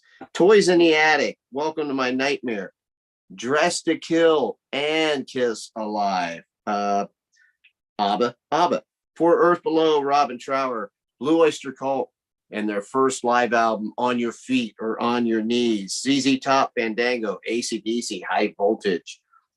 You don't care, but Olivia Newton-John, Have You Never Been Mellow? Bob Seger with Beautiful Loser. Fleetwood Mac. Uriah Heep, Return to Fantasy. Rush releases Fly By Night and Caress of Steel in the same flipping year. Physical Graffiti by Led Zeppelin. Born to Run by Bruce Springsteen. And finally, Why Can't We Be Friends by War. All those came out in 1975 and more. But that just shows you what an amazing year that was. So, we're talking about the 80s and how great they were, but man, the 70s were fantastic too. So. Yeah. Both that. Yeah. Nice. You pick Well, any I'm not even going to try to compete with 1975, but Yeah. because I'm picking 2006. I know it sounds like, and again, the reason I'm picking it, my son was born in 2006, and that was awesome. You were My busy. son- yeah, my son was born in 2006, but music-wise, 2006 cannot compare to 1975. So, Yeah. but here's a few albums. I know Josh is going to like this one. AFI, December Underground. Great one. Really good album. Iron Maiden, Matter of Life and Death. And, I shit on the later Maiden albums, but this one's actually pretty good. I mean, I like These Colors Don't Run. I like The Reincarnation of Benjamin Brigg. And I like the last three songs, For the Greater Good of God, Lord of Light, and The Legacy. So it's kind of a long album, but still pretty good, though. Yeah. I'd have to say probably that and Brave New World are my favorites. Oh, Dance of Death. Yeah, Dance of Death. That's Yeah. I know Josh is going to like this one. I'm trying to gain my Josh points tonight. Nice. You've already gained them. Mastodon, Blood Mountain. Yes. Great one. Yeah, sorry about the glare. And lastly, we've talked about Slayer, but what about Slayer Christ Illusion? Mhm. Not one of the strongest ones by them, but what's cool about this is it had the original four members. Dave Lombardo was still drumming on this record. And you've got, the older I get, I'm holding the CD back further. It's got Skeleton Christ on it, which was good. Trying to read the track listing here. I know it's got other good songs on it. Trust me. I got a Slayer, magnifying right? glass. Yeah. Okay. So here's the thing. It's not South of Heaven, but it's still a good record, even though I can't read the track listing. Trust me. That is a good one.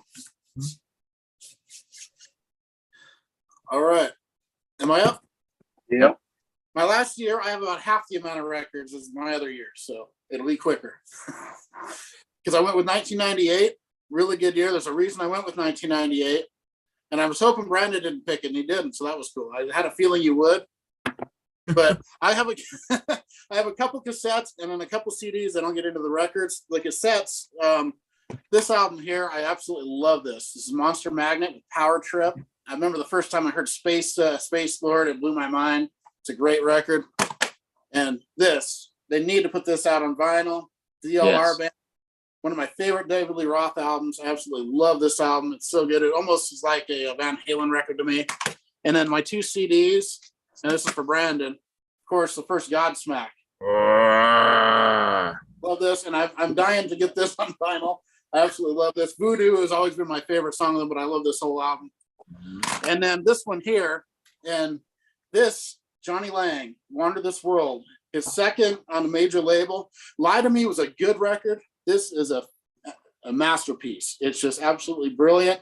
They need to put it out on vinyl. His first 3, Lie to Me, Wander This World, and what's the Last Man Standing. I can't believe they're not on vinyl.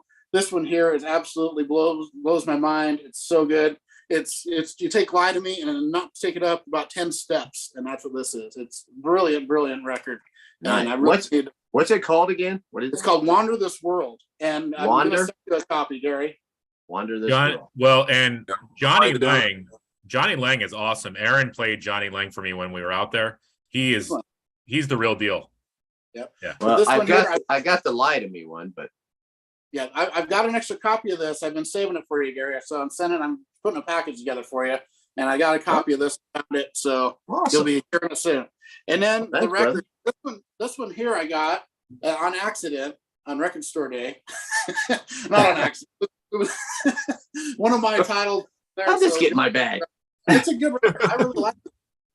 Well, it was an alternate for me, is why I mean an accident. But I really like this record. It's really good. Everlast, and it's a underrated record, really. I like that.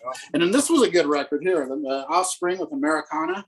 Yeah, that's good. White guy. My wife always makes fun of that song, but it's good. And this album here blows me away. Love this. The first System of a Down, my favorite album they did. Yep. It's so dark. It's like almost scary in a way. It's just a really dark album, really good. And then you got this Primus Rhinoplasty that came out. Pretty good Primus record. A lot of covers. They do Behind My Camel. So some Police. They do the Police and Metallica on here. The thing that should be for Metallica, and then Behind My Camel. There's all kinds of weird stuff on there. And this is a good one here. Very underrated. Yield from Pearl Jam. I love this album. I like all the Pearl Jam stuff. This one here is very underrated.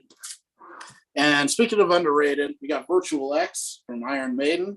The second Blaze Bailey album. Amazing record. I love the Blaze Bailey 2 records he did. They're just both excellent. And then this compilation came out in 1998. Garage Inc. from Metallica. Yes. Of course, the triple record. Amazing stuff. It's got the 598 EP plus a bunch of other stuff. And this blew me away when I first heard it. And I still love it. Hellbelly Deluxe from Rob Zombie. Love this album. Yes. I actually like Hellbelly Deluxe 2 as much or more than this. I like them both about the same. I love both of them.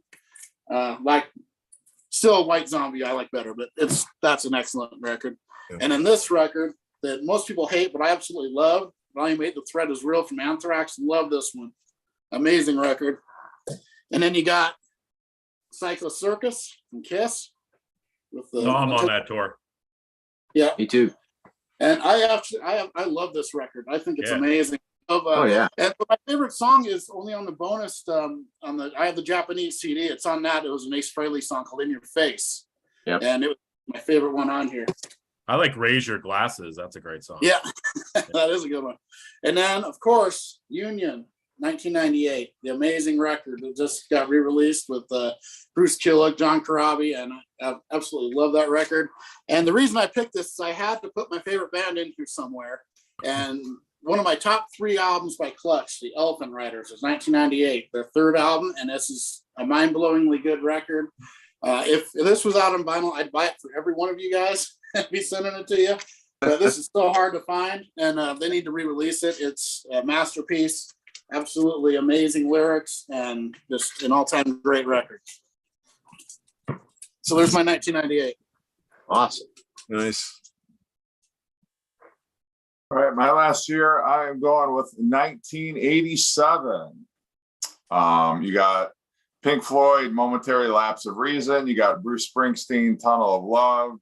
Yeah. You got George Harrison, Cloud 9. You've got the first Whitesnake album. You've got REM Document. You've got The Cure, Kiss Me, Kiss Me, Kiss Me. U2, Joshua Tree, NXS, Kick, The Smiths, Strange Ways, Here We Come, and New Order, Substance. And Josh, didn't you say they're reissuing Kiss Me, Kiss Me, Kiss Me? Yeah, but they're reissuing Wish, which is. Oh, I mean Wish. Yeah. Sorry. Yeah. So. When is that coming out? I'll get the exact date. Give me just a second. But it's being put up by Rhino, and there's a whole bunch of different pressings. Wish is so good. It's got that song "A Letter to Elise" on it. Oh my god, that song is. Wish Yeah, is Friday great. I'm in Love. Yeah. Yeah, that's nice. About time. Yeah, because they had it on picture disc, right? And everybody was pissed off. Yeah. So I think this week I'm going to listen to a Godsmack album all the way through. I've never really listened to Godsmack before. They're great. Soliana, man, he's killer. Yeah, first two albums are pretty good, pretty darn good. The first one is a little more raw. The second one, Awake, is a little more kind of a little more musical, if you will, in terms of adding in on that big rhythmic thing that they do. But I think Faceless too, their third album, that's probably their heaviest. Okay. It doesn't have many of their hits on there, but that's the one that definitely punches you in the gut the most. Nice. I think I have the first four on CD. What's that? I have the first four on CD. They're all really good. Yeah, the first four, actually, if they would just reissue or issue/reissue the first four on vinyl. Yep, Strip Mine. Nice. There he is. Solier, drummer for Strip Mine. I love this album. One of my favorite all-time albums there. Love that. So Wish is coming out on October the 7th. There's 3 different editions. There's a 3 CD 45 track edition. There's a 2 LP edition, and then there's the standard CD edition. So yeah, I'm gonna need to pick that up. Great album. When did you say it was coming out? October the 7th. Okay. So you got a month or so, 2 months. Can you pre-order it already? Yep, you can pre-order it already. Yep. Do you have to go to the? I guess it's just the Rhino site. Yeah, they're selling it on Rhino, but you'll be able to buy it on Acoustic Sounds or whatever, the In-Groove, whatever other site you want. But yeah, there's so many good songs on there. Open, High, From the Edge of the Green Sea, yeah, Friday I'm in Love, Trust, A Letter to Elsie, like you said, just a great album. Yeah. Are any of you really big Prince fans? I love Prince. Yeah, Like know his stuff really well? Because Johnny Lang on this album, he does a Prince song. Written by Prince. It's called I Am. And it has a real funky sound to it. And it's really, you can tell it's a Prince song. I just didn't know if it was on any Prince records. What's the name of the song? I Am. I don't know. I'll tell you, figure it out. I know Prince wrote it. I just didn't know if it was on any of his albums. Yeah, my favorite Prince record is Around the World in a Day. Yeah, I like that one a lot. I Also still like like Sign of the Times. Mike just brought up George Michael's Faith came out in '87 as well. Oh yeah, Yeah. great album. The Cult Electric. Yep. Yeah. Yeah, 87 was a killer year. If I would have done 87, it would have been 2 stacks. I have like so many 87 records. Trying to look here and see what else is in my database. I mean, the Jesus and the Mary Chain, Darklands. Yeah, that's a great album. I think I did a top 60 of 87 when I did my video. So that's just records. Wow. A year. Joshua Tree, Twisted Sister, Love Is for Suckers, Love that one. White Lion Pride. Love it. So, Aaron, that song was off Prince's album called Deliverance. Oh, I might even have that record. What the hell, really? Yep. Not to be mistaken with the movie Deliverance, which is completely different. Yeah. No, I don't have Deliverance. Was that an early one? No, that's one of his later ones. It like Okay. a few years before he died. So it could have been unreleased, and then Yeah. it's just like Sinead O'Connor, Nothing Compares to You. She released that long before Prince put out his version. Well, that's just kind of interesting that Johnny Lang does a Prince song. It's really good too. He also wrote Manic Monday. Yeah. Yeah, no one compares to you. And Glamorous Life of Sheila E., Love Bazaar. Yeah. For Sheila E. I mean, that dude was a genius. I mean, it's just, Oh yeah. Just a co-wrote flat. "Stand Back" by Stevie Nicks. Yeah. Did Do he- what? Said he co-wrote "Stand Back" by Stevie Nicks, I think. Oh, I didn't know that. She talks about meeting him, and he said how he had, something worked out for her. So that whole do do do do do do do do do do do do do do. Gary, did you know his favorite color was purple? What? Yeah. Did you know that he comes from Minnesota, home of the Minnesota Vikings, who are also purple? You would never picture Prince. I don't know. I don't know. I picture him more, not that Minnesota isn't glamorous, but more of like a glamorous place. You know what I mean? Didn't you write the song Sugar Walls for Sheena Easton? Yep. And he wrote Jungle Love by Morris Yeah. Day and the motherfucking Time. Nice. Right Actually, there. I was 45. Yeah. What's the song where he calls his penis Valentino? He references that. There's at some point he did, I don't know. because then in the song "Manic Monday," Was it Bad Dance? he's got the line in there where Susanna Hoff says, Kissing she was dreaming. Valentino by a crystal blue Italian stream. Yeah. So he basically got her to say, Well, you know how I feel about Susanna Hoff, so well, that's because you're human. Yeah. And straight. And straight. Yeah. You guys seen this? No. No. Just now. I've seen it, but I don't have it. Yeah, it's basically like it says 14 previously unreleased tracks. Yeah, but it's basically all the stuff we were just talking about, all the songs that he wrote for other people. And like I said, as Jungle Love on here, Manic Monday, The Glamorous Life, even like Sex Shooter that he wrote for not Apollonia 6 or Vanity 6? Apollonia 6, I think. And then Nothing Compares to You, all the stuff he wrote for other people, just his versions of it. Kind of cool. You Raised Me Up for Josh Groban.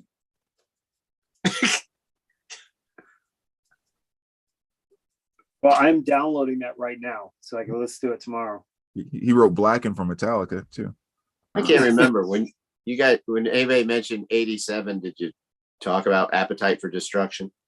I did. Josh, Okay, I couldn't remember. No, I was thinking, I couldn't remember. I was like, was that 87 or 88? I don't remember, but yeah, it was 87, wasn't it? Which is hard to believe. Like, that was such a progressive sounding record, but yeah. nobody showed Chinese Democracy. You could. That is a good. I do like Chinese Democracy, but yeah, 1987. I said In the Dark, Bigger and Deafer, Permanent Vacation, Girls, Girls, Girls, White Snake, Among the Living, Frank's Wild Years, Electric, Paid in Full, Pride, Raise Your Fist and Yell, Dream Evil, Abigail, Once Bitten, Faster Pussycat, Join the Army, Kiss Me, Kiss Me, Kiss Me, Tunnel of Love, Appetite for Destruction, Document, The Joshua Tree, Abigail. Oh, I said Abigail, Hollow Mountain King, and $5.98 EP. Yeah. Yeah. Great year. Midnight Oil, Diesel and Dust was that year as well. Yeah, another Oh, one. that's a good one. Yeah. Yep. Iconic cover too. That album cover. Is Yeah, awesome. so Yeah. cool. Yeah. Just Well, fellas, that was fun. It was awesome. seeing Yeah. you guys. really cool. Yeah, Yeah. nice to have the 6 Horsemen all together. Hot dog. It was. The Horsemen. The Horsemen. The Horsemen, The right? Horsemen. But I just meant that there were 6 The Horsemen here tonight. Everybody who watches is Horsemen. We're all Horsemen. We're all Exactly. This is a gang. You know. We are all on the cover of a Molly Hatchet album. Yeah. Don't mess with us. We all own She's So Unusual by Cyndi Lauper. Those Molly Hatchet covers used to piss me off, man. When I first started collecting vinyl and had no idea who they were, Thought they were metal. in $2-3. Yeah, exactly. And I was grabbing all these things thinking, oh, this has to be some great metal. And I'm like, what the heck? Yeah. This is Southern rock. Flirting with disaster. Yeah, I know, totally. Cool was odds with covers. the covers, yeah. What I think is great is when they have the the artwork where it's like them on the cover And then you see him in real life and you're like, oh my God, this is quite the reimagining there that you've got going on. That's a lot. That's even more dramatic than, Kiss Love Gun. Well, imagine the kids who only know Motley Crue from what they've seen on the, Shout at the Devil and Theater of Pain. And yeah, they go, Dr. hey, I'm going to Feelgood. go see that stadium tour. Oh my God, who's that fat ass up there singing for Motley Crue? Well, that's Vince Neil. I want my money back. Oh man, Vince Neil. I promise to show less records next time I'm on. Well, we'll just get a topic that forces you to. That way, it won't be hard for you to do. I'll Yeah, I find a think way. we said clutch top 10, right? I'll find a way to show a bunch of them anyway. Ironically, this has taken less time than most of the others. I know. No, go figure. When you think about it, Well, Got time to spare. a couple times we buzzed right along. So yeah. So yeah, it was good. A lot of good music mentioned tonight. So that's awesome. You got me like pumped up to go listen to stuff I hadn't even thought about pulling in a while. Yeah. that's kind of one of the things I hate about that. I start thinking of all this stuff I want to listen to, and we get done with it, and I got to go to bed. Hey, I want to go listen to some rock and roll. Oh well, shit, I got to go to bed. Yeah. That's really rock and roll, right? Yeah, I got to get up early in the morning and go to work. Well, that could be in your commute to work Yeah, Yeah. in the morning. I'll bring my record player with me. Yeah, I'm taking a week off at the end of August. My boss is like, "What are you gonna do?" I said, "I'm gonna spin records. I don't have the time." You know what I mean? Like it'll be fun just to chill, work around the yard, listen to music. That's it. But I like my Tuesdays where I spend all day just playing records, all day and night. That's all I do. So. That would be nice. Yep. But do what I can. Yeah. All right. Well, Thanks again, everybody who joined in, everybody who checked out our yes, thank you, everybody. live stream tonight. Thanks for all the comments. Thanks for showing up as usual. And any last comments before we check out? Mike says one more song. Yes, Brian. Kick by NXS was 1987, right? Mm-hmm. And we did mention that. Yeah. Let's see. Mike's got the spins. I was going to start a Frank Frazetta thread. He did Dust, Molly Hatchet, and not many more. Now Mike said goodnight. Brian says Nazareth had a Franzetta album cover too. Prime Analog Records says, yeah, but Tommy Lee still must be shooting alcohol into his veins. Mike, expect no mercy. Craig says, you guys should sometime have an open live where the viewers ask questions. That's Ooh, I like Great idea. Good idea. Yeah. I like that. Yeah, especially, if they have funny questions, that they would ask our host. That would be great. Yes. Maybe that's an idea for next week. That could be. Hey, we wouldn't have to get anything. You know what? I don't know if I'll be on next week is the only bad thing. But now that I say that. We just want to know all the questions beforehand. Yeah, we have to approve all. You have to submit them in writing. We're politicians now.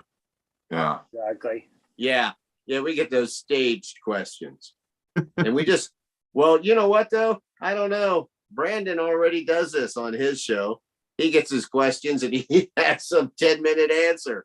It's like, this guy is a politician. Listen how he answers it. Well, I've never thought about this before, but like, how the hell does he do that? Well, he's Mr. Hall of Fame. Exactly. Sit around in my If you're head, going to call yourself head Mr. too Hall of much. Fame, you got to live up to it. I just sit around in my head too much, man. That's the problem. Got to get out of there. All right, guys. Well, thanks. Right. But Yes, awesome as thank you. always, guys. Have a great weekend and a great week. Appreciate it. See you, everybody. Is that it? That's Yeah. it. All right. Have a good Have a weekend, good guys. one, guys. Have a good one.